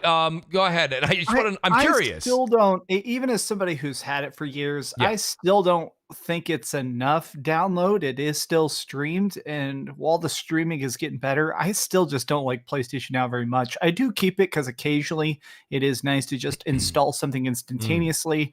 Part of the reason I have it is honestly for the laziness, which is that I have a huge wall of video games, a lot of them physical PS4 games and stuff. And sometimes it is easier to just click something and like, oh, is that in the library? Okay, I can instant install that instead of pulling the disc out and swapping cases around. It's good. I think that like part of the reason Game Pass, no plurals there, Game Pass is more talked about is I think that they have managed to, sometimes there's those phrases that stick. They can be positive or they can be negative. We all know that the phrase that absolutely killed the PSP is it's got no games. Everybody said that, which is a lie. There's hundreds of great games on the PSP. I think that Game Pass managed to stick the best deal in gaming, when that's not necessarily true. I mean, PlayStation Now is still pretty decent itself. I don't know. I think that maybe Sony will put more money into it. I think that Sony, their big master plan, to revert a little bit here, people were talking about their reaction.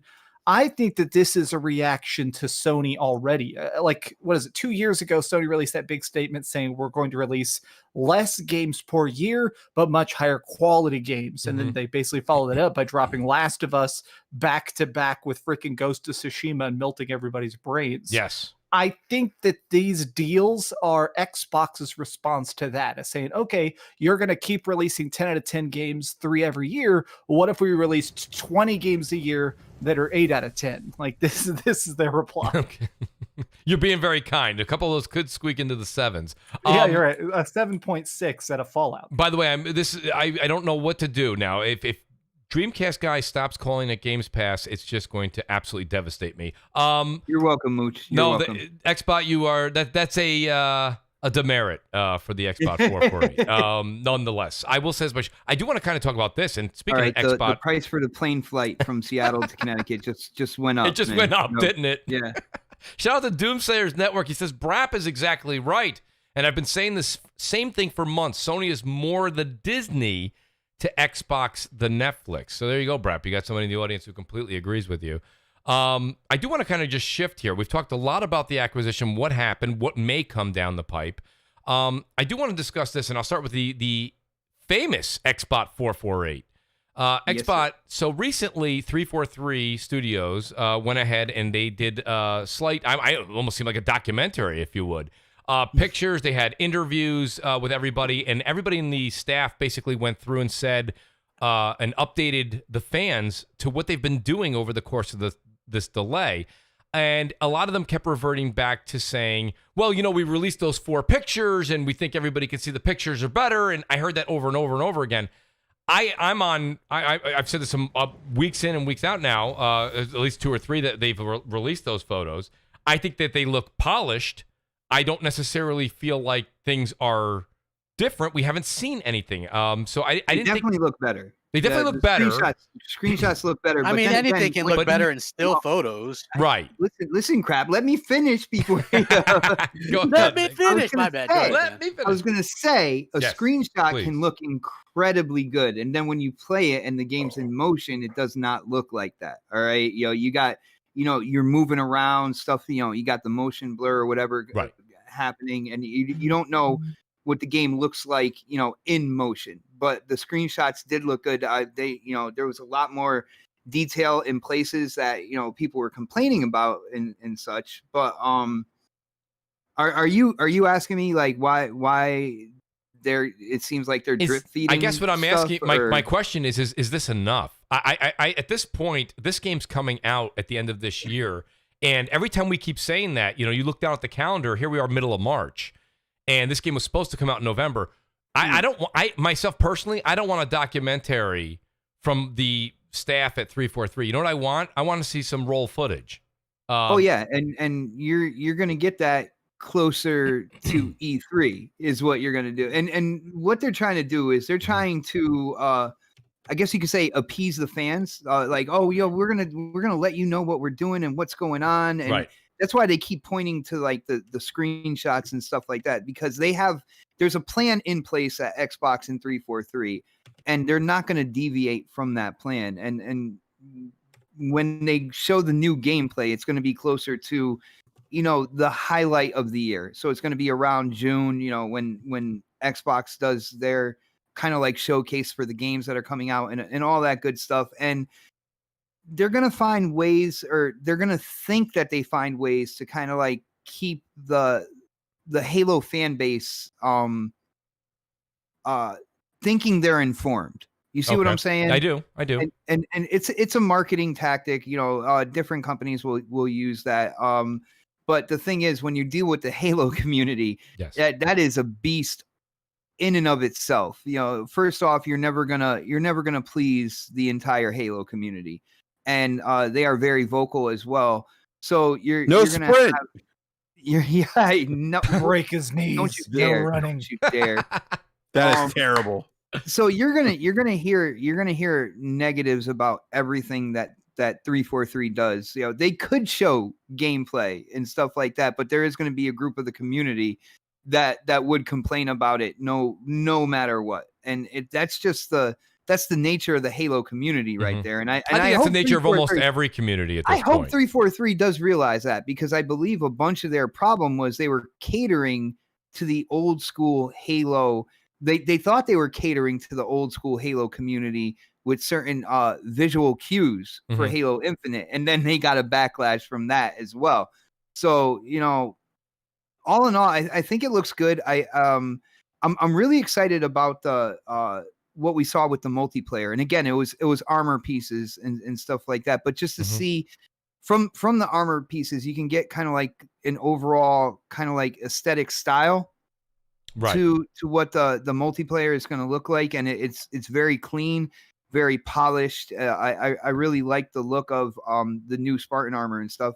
But you're going to get that every month leading up into June. You're going to get like little bits and pieces and stuff. And it's just the way that 343 and Xbox are deciding to kind of keep the Halo community almost at bay and not like lighting their torches and grabbing their pitchforks and running to Redmond to say we need something now. Well, No, I completely agree with you. I mean, DC mods. What's your take? Do you think that this is just is this a hold pattern where they basically? I'm sure you both saw what I'm talking about. I'm calling it a documentary to be a bit funny. But Yeah. I mean, is that something that held you guys over as Halo fans, or No, not at all. I mean, it's all PR at this moment, right? I mean, you know, I get like crap said, and you guys said that, like, you know, we all want to see how the, you know, Halo looks in motion, right? I mean, yes, you know, still images are cool, it's cool, but like when you add you know, some, you know, effects and that kind of stuff, it looks completely different in motion, right? And Yeah, like obviously Mont, can you picture if like from the screenshots, like the grass and the flowers, if you can picture them kind of like waving in the yeah, wind exactly, as you're walking and stuff like that. Yeah. No, you don't see that. So, you know, I mean, these are cool for, like, you can, you know, you can compare, like, you know, screenshots, like, you know, they were comparing that, oh, the textures got improved and that kind of stuff. So it's always nice to see that. But, you know, I don't get excited about these blog posts too much, to be honest with you, because it's all PR.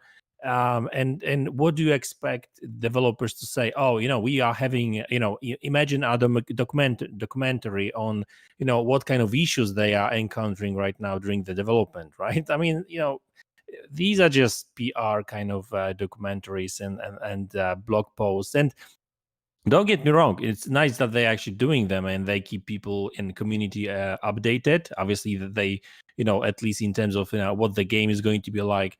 I mean, I haven't really watched the full documentary yet, but I think, you know, is it also the case that they said that the game is not really a full open world game, to be honest with you? So it's always nice. It's always nice to hear that kind of stuff, so you can, you know, set your expectations right before the game.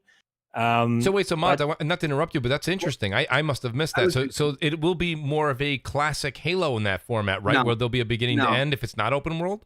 No, Mods, and that is what you're touching on is something that is really interesting to me, because they're saying it's not, you know, you're kind of like typical open world, but then they're talking about, hey, you can, you know, grab a ghost or a banshee or something like that, and you can go off into the distance and kind of, you know, see a structure over there, and you can explore it and get rewarded for it.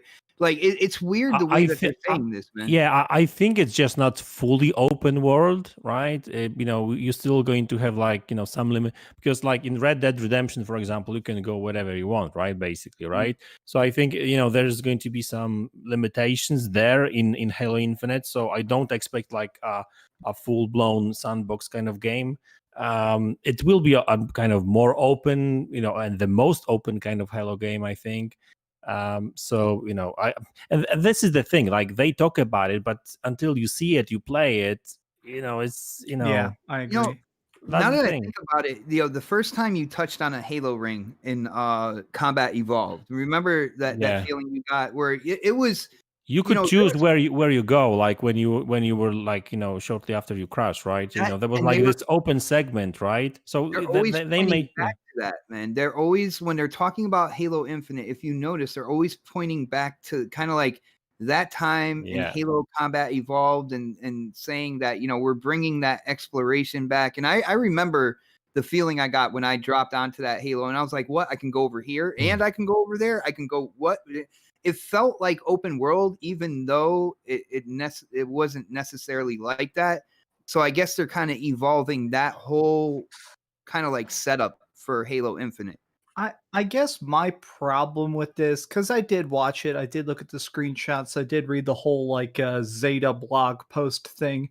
I guess my thing is that I like seeing these developer notes and stuff when the game is either done already, like the God of War, the very famous God of War documentary about how they finished the game on time. Cool. Yes. I like it when it's like, when it's the victory lap, where it's like, we made the game, and while we were making the game, we actually had cameras in there to film all the stressful meetings that made the game modes you love.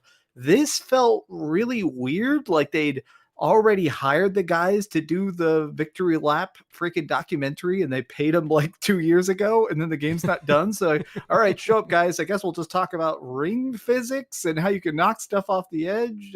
I don't know. To me, it felt like all fluff and no real information to me. Yeah, it almost seemed forced. Like what we were hearing from the community was, wow, so much time's gone by and we haven't heard anything from Halo. And they're like, hey guys, let's gather some guys here. You guys are all going to, can you say something about Halo and what you're doing? And they did, but again, it wasn't anything that interesting. It wasn't to the point of what we care about. Brad, the thing about that is, like, within the Halo community, when they came out with those, was it the screenshots that showed the day-night cycle and kind of like showing the improvements graphically, that created a good buzz in the Halo community. All right, maybe not. That's sad to me. If you have daytime and nighttime screenshots and people are like, hell yeah, like maybe you need more that's content. never been done in Halo before. You got to remember, you're talking about. Can I finish? Okay. Can I finish? No, you can't finish. You're talking about a dedicated community to one game. All right, that's like some popular franchise is doing something that has never been done before. And they're showing that to that community. They're either going to be excited, they're going to hate it, but there's going to be a decent reaction to it. And that's exactly what happened within the Halo community. They are getting reactions from their fan base. Mm-hmm. All right. And I think that's what they're aiming for. Brad, I'm going to give you the mic. I'm going to give you the mic. I just want to reply to Kids Move. He says, you're all over analyzing the dev updates. Like, damn, Kids Move, it's not over analyzing it. It's just that I think that my point with bringing it up, it wasn't what they showed us, wasn't that it wasn't great. I mean, I'm sure those people, they're working very hard. I think at this point, a lot of us, and if you don't believe me, all of us, I think everyone on the panel has a Series X. I know that Kids Move has a Series X. On the back of the box is Halo. And like that would have definitely carried me throughout the year to play that game. Well, can I say something? I'm just excited. I'm excited to see some game footage. So when I saw this update, absolutely, Expo, you can comment in a second. I just wanted to answer Smooth because I was just trying to say to him, it's not that we're overanalyzing it or downing it. These guys are telling us what they're working on. But to say, like Xbot's saying, he's like, well, Mooch, you got to wait until June or July. And don't get me wrong, Xbot's right. He's actually right. I'm saying normally, if the game was supposed to come out in 2021, I'm okay with waiting until June or July. But because this game was supposed to come out November of 2020, I would have liked to have seen more in-game play, up to date, keeping us real time, maybe with an update. Because this one here, the update fell flat. That's all I meant. It's not that I'm overanalyzing it. Smooth, real quick, it's not overanalyzing it because 343 came out and they said, we apologize for not saying anything. We are going to keep you informed. Here is what we're doing. And that's when they announced kind of like the developer updates and stuff that they were going to be doing from month to month. So they're the ones who put the pressure. They're the ones who put the pressure on themselves by this year. addressing to the community. It's a joke. I know. I know. Yeah. He goes. See, it's the crap gamer angry happy voice. But I'm really glad that Smooth's screaming. Who's screaming? Who's yelling? Who's yelling? Oh, Mooch, Brap, go ahead.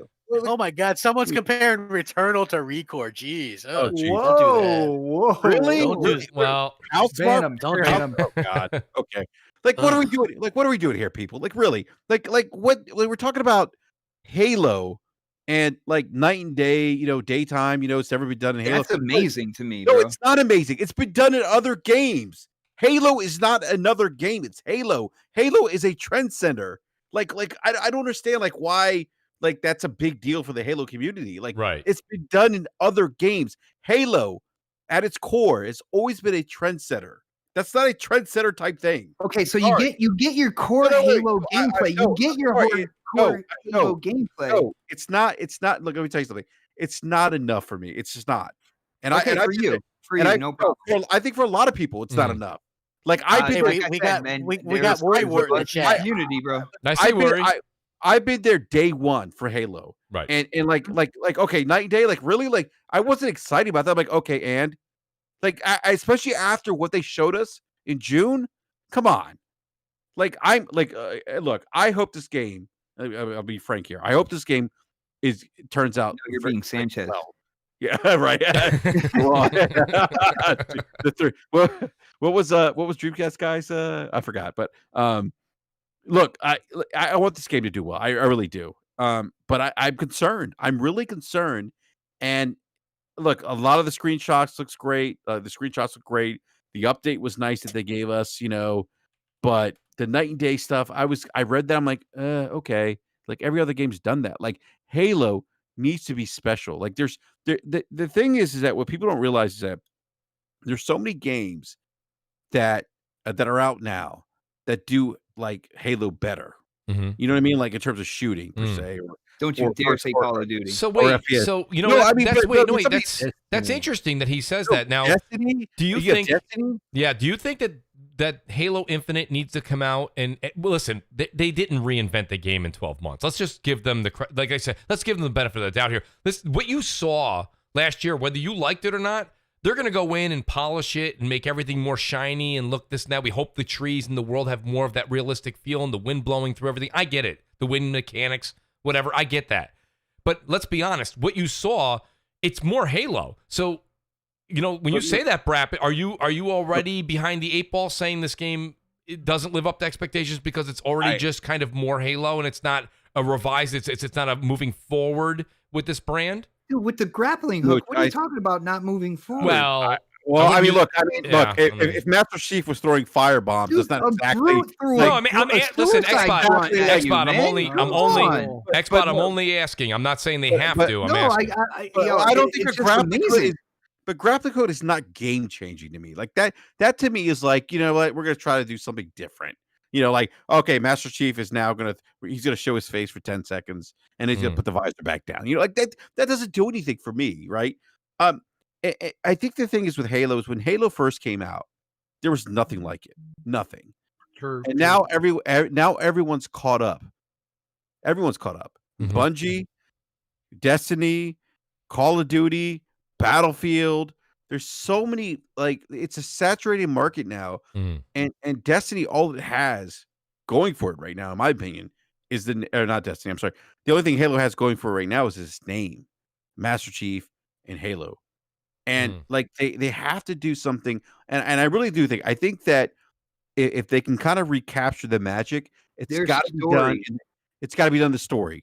Their story has to be absolutely jaw-dropping, epic. I agree with you, but Halo 5 was not that.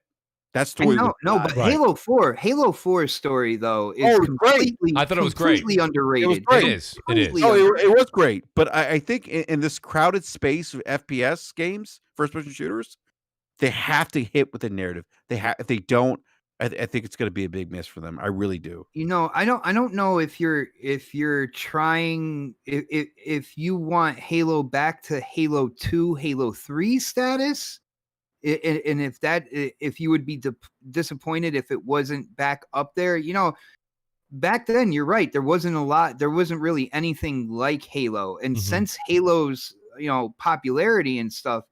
A lot of other developers have tried to implement, certain things from Halo. I think that with what they're doing with the story, and of course, a lot of people in the chat, when I say that, they're like, oh, they're going to release it unfinished, and it's not like that. There's a big story. No, actually, it is like that though. Xbox, this game's going to release whether it's finished or not. Oh yeah, but that's not what I'm saying. You're gonna bite into that. It's gonna be a gooey mess, dude. I'm telling you. But Xbox, I'm telling you, if this game, Microsoft is going to release this game whether it's finished or not. That's gonna happen. That's happening. That's not it. They're not getting this holiday.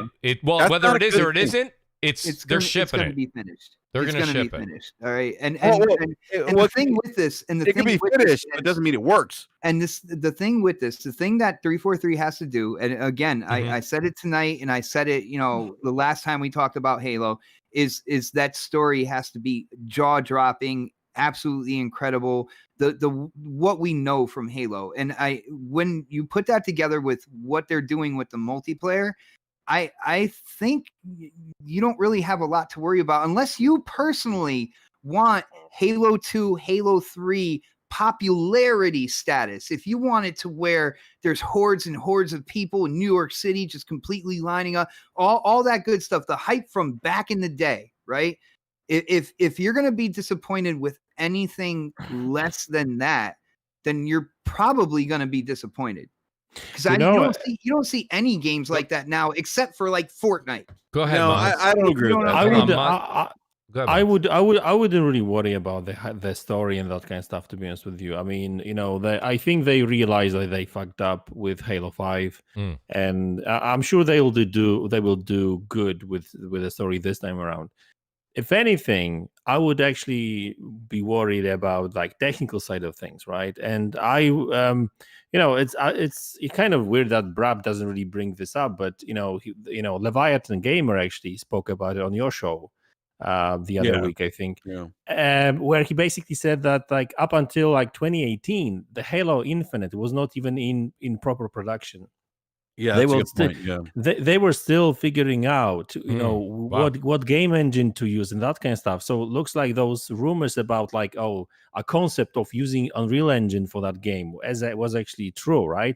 They obviously decided to make their own Slip Space engine, and obviously that takes time. Even when they started proper production back in 2018, they didn't really have all the tools necessary to really make the game properly and stuff. So in reality, that game started a proper production like 2.5 years ago, really, right? Maybe 3 max, right?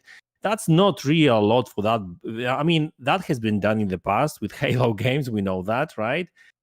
So if I wouldn't really worry about story that much and that kind of stuff. If anything, I would actually worry more about the technical side of things. And actually, it's good that they delayed it, because I'm sure that would be a mess if they did release it last November. So let's just hope that they will iron all these things out. But yeah, so if anything, it's probably technical issue. If anything. I agree. Actually, with I that. think Mods. you're gonna see the innovation, and you're gonna see the difference in this FPS Halo. You're gonna see it in the gameplay, in the enemy AI. Because, like I said, a brute threw a suicide grunt at Master Chief. You got Master Chief using his grappling hook to not only get to places, but to bring stuff back. Been done before. Him. All right. Yeah. And I get it, and I get it. And listen, all together with, I'm with sure everything listen, else Halo, and I get it, and I'm experience. sure that Halo Infinite is going to be great gameplay wise. I mean, we can complain about the graphics of that demo that they showed last year, but the actual gameplay was really fun and stuff, right? But I'm just saying that if anything, we should be, I mean, maybe not we should be worried, but if anything goes wrong with that game, that would probably be technical issues, right? Especially right now with COVID-19, it's not going anywhere anytime soon, and this is a big game. So let's just hope that they will stitch that game together last minute and stuff. Maybe not last minute, but let's just hope that they will deliver a good quality product, not only from gameplay and story perspective, but also technical perspective, right? Let's just hope that the story will be there won't be any bugs or minimal number of bugs, and that multiplayer will work as it should be. Let me do this real quick. I have a couple of super chats, and I do want to get DC and Mods' opinion on this as well. Shout out to TrueWiddy. This is back to the last conversation. He says, if Sony, I'm actually gonna run. I do have a date at 8. Or I told my girlfriend I started heading her away at 8, and I do want to run out the door because not a problem. Well, let me give you the proper outro then, DC. Do you have to leave right now? I am going to run out the door right now, but okay. Over to doing that. I wanted to make this joke all podcast, and I didn't have a chance to do it. But when we were talking about the future of Bethesda, yes, I was going to be like, "Oh, we're worried about what's going to be on the winds of the morrow." All right, there. I'm done with my bad joke. Thanks so much for being on here. DC, I'll plug your dishonored yourself, sir. I'll plug your channel at the end, DC. Thanks for being here tonight. I appreciate it. Always happy to be here, guys. Y'all have a good one. You too, DC. Thank you. TrueWiddy says, if Sony went day and date in PS Now, it will be bigger than Game Pass. Literally, their IP will kill what Xbox has. And Death Sky comes back and says, question is it running on Xbox or PC this time? And he's talking about what we're seeing as far as the pictures and the still frames for 343. That was PC. Yeah, that was PC. Waiting for them tools. The tools are still on. We're waiting. Hey, crap, like AEW, right? In that death match, that barbed wire death match. I don't know if you saw that. Oh, yeah, man. That big boom at the end. I was like, right? whoa, how did they survive? Man. Oh, my God. Mooch It's terrible. Mooch is like, what the hell are they talking about? You guys are speaking a different language. But let me ask you guys this. I'll start with Mods, but I do want to hear what you guys have to say. So there's rumor circulating, right? I don't know if it was Windows Central, but I did see some people saying it, that Xbox is supposedly going to hold an event at the end of the month. March, this month. Yeah. What would they discuss when it comes to that, Mods? Because here's my thing. We saw that Phil and company at the roundtable, they were very clear when they said, we're going to and I don't remember the woman's name that was speaking. She was with Bethesda, now of course with Xbox, and she said, no. She stopped a few people. She's like, we'll talk about it in the summer, and she was pretty clear about that. So new games coming out, this and that. If Xbox was to hold an event at the end of March, what would they inform us more than we already know, or is it outside of the Bethesda, work scope? The other studios.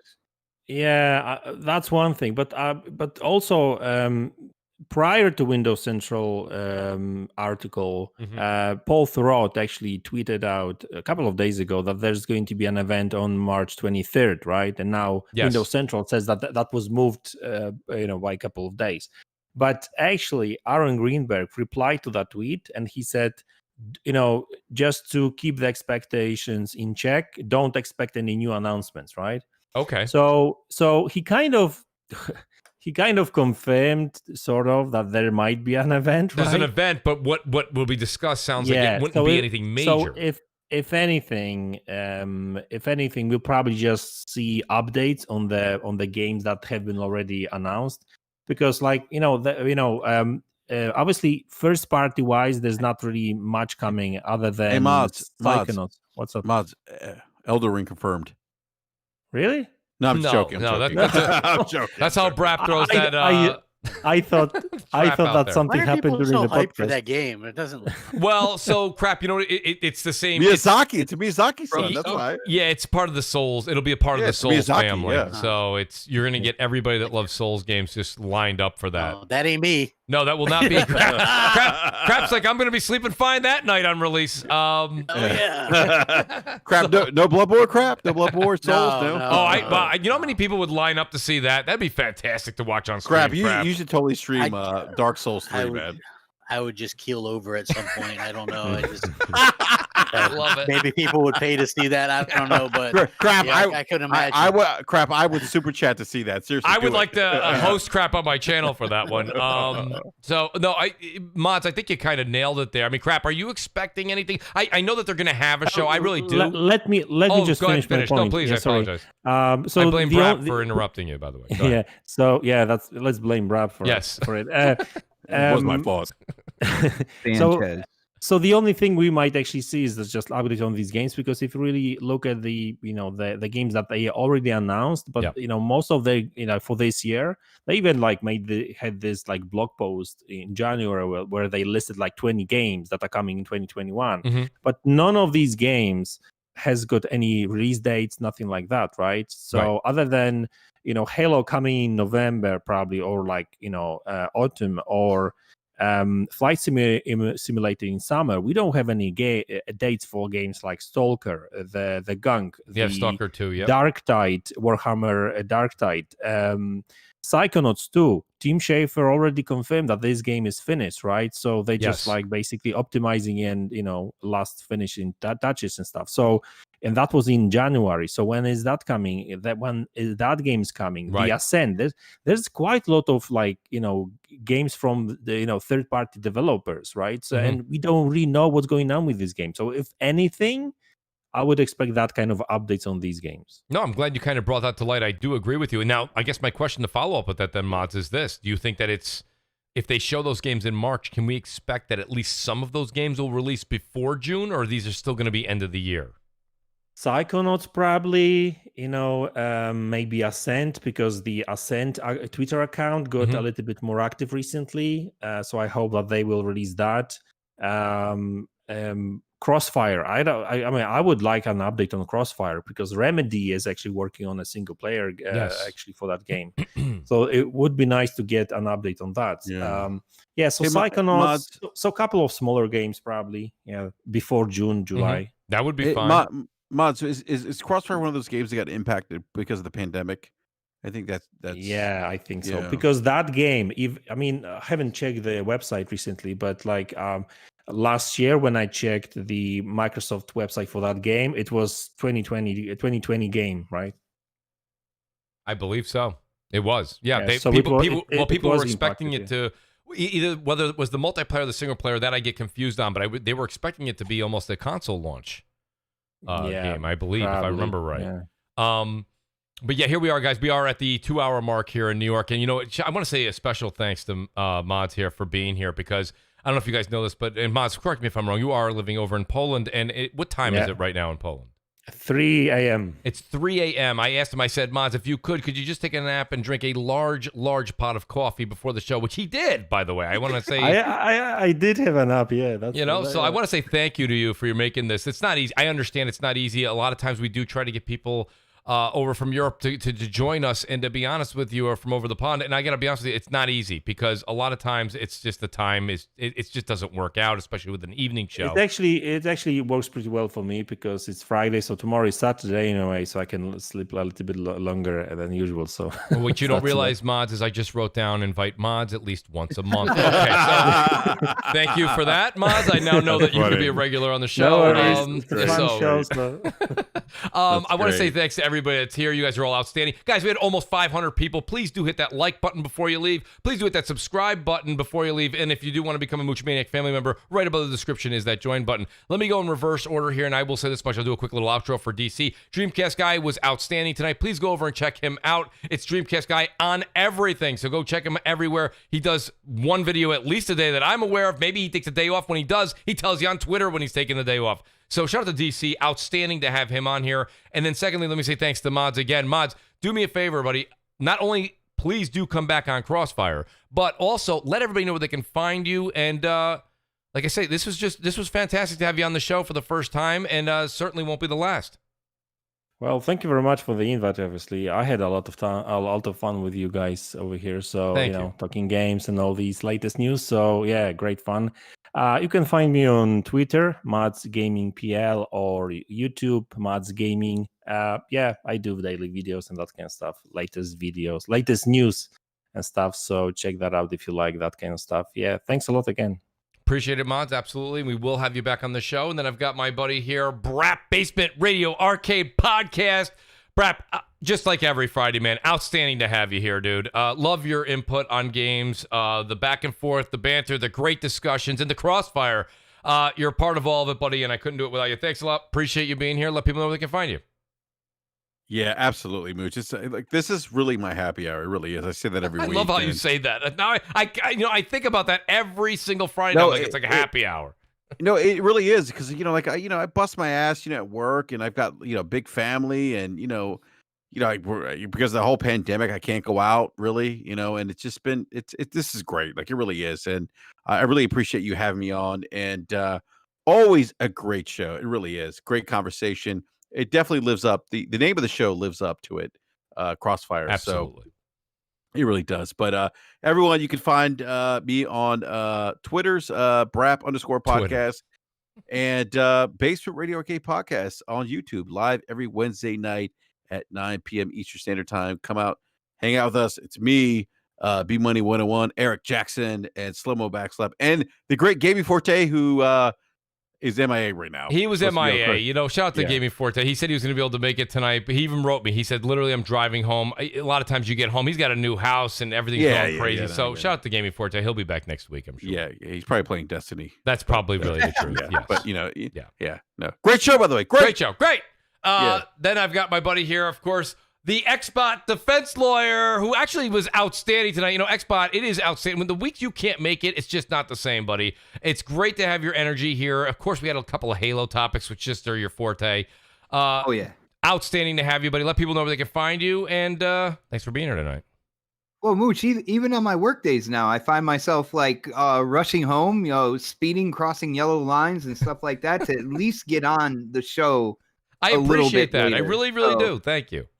Dude, I don't know how you do it, man. It is a blast being here every week. Shout out to the chat. Chat was absolutely incredible. Yes. Shout out to Wendigo. I did not forget your name, brother.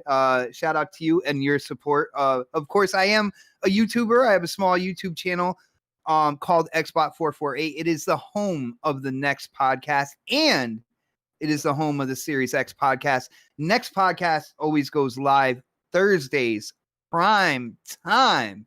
8 p.m. And then every other Sunday, me and Jamie Moran, aka the Elusive Gamer, go in on all things Xbox with the Series X podcast. No console war drama, no talk about any other platforms on the show or in the chat. It is strictly for Xbox gamers, so we can go in and, you know, we could talk about the good things that are going on with Xbox. We can criticize the bad things, and you know, we can get together and talk about all things Xbox. But as usual, Mooch, it is always a blast being here on Crossfire. This was my first weekly seat, by the way, and I still have it to this day, bro. That's right. That's right. And you're not going to lose it. That's for damn sure. Xbot, outstanding to have you as part of the family. Thank you. And then I got my buddy here, Crap Gamer Reviews. Crap, honestly, I tried to keep it at 2 hours. And let me say this much. You know, we've gone full circle on everything we've talked about when it comes to all these subjects. And I think, honestly, a lot of people, they're not listening to what we said early on. Crap, we nailed a lot of this stuff. And it's good to see that this is really, you know, you wanted games. And you know what? Xbox is getting games. So, I mean, it's been a fun, like, full circle I don't know what people conversation. want. I mean, right, that's what I'm saying. Like, it's interesting. Like, people invented, like, crap, you and Mooch swore that none of those games would be exclusive. I'm like, no, I actually was hoping that they would all be exclusive. Yes, I mean, don't get me wrong. I wanted. I remember, Crap, we were talking about this, and even with the video I did with it was subjective. I'm like, listen, if they do make it, I get that, because that's what they did with Minecraft. I understood either way they were going to go with this. They were either going to help the fans out and make us give those exclusives promised, or they were going to make a ton of money and put it everywhere, which is what they did with Mojang. So I completely saw either way, but I will say this much. I think this is the right move. I'm glad they're doing what they're doing, and this is what you've been preaching for years. They got a lot of hype. They can follow this up and do a really good job with it. I think that you know, that's exactly what they're going to do. They said that according to those things that they're going to do, like monthly little things to kind of keep the hype going. I think that's a very important part of this thing. I think that, you know, they're going to continue, like, stay in the course. You know, getting people excited is what it's all about. These little, like, announcements and stuff like that. I mean, listen.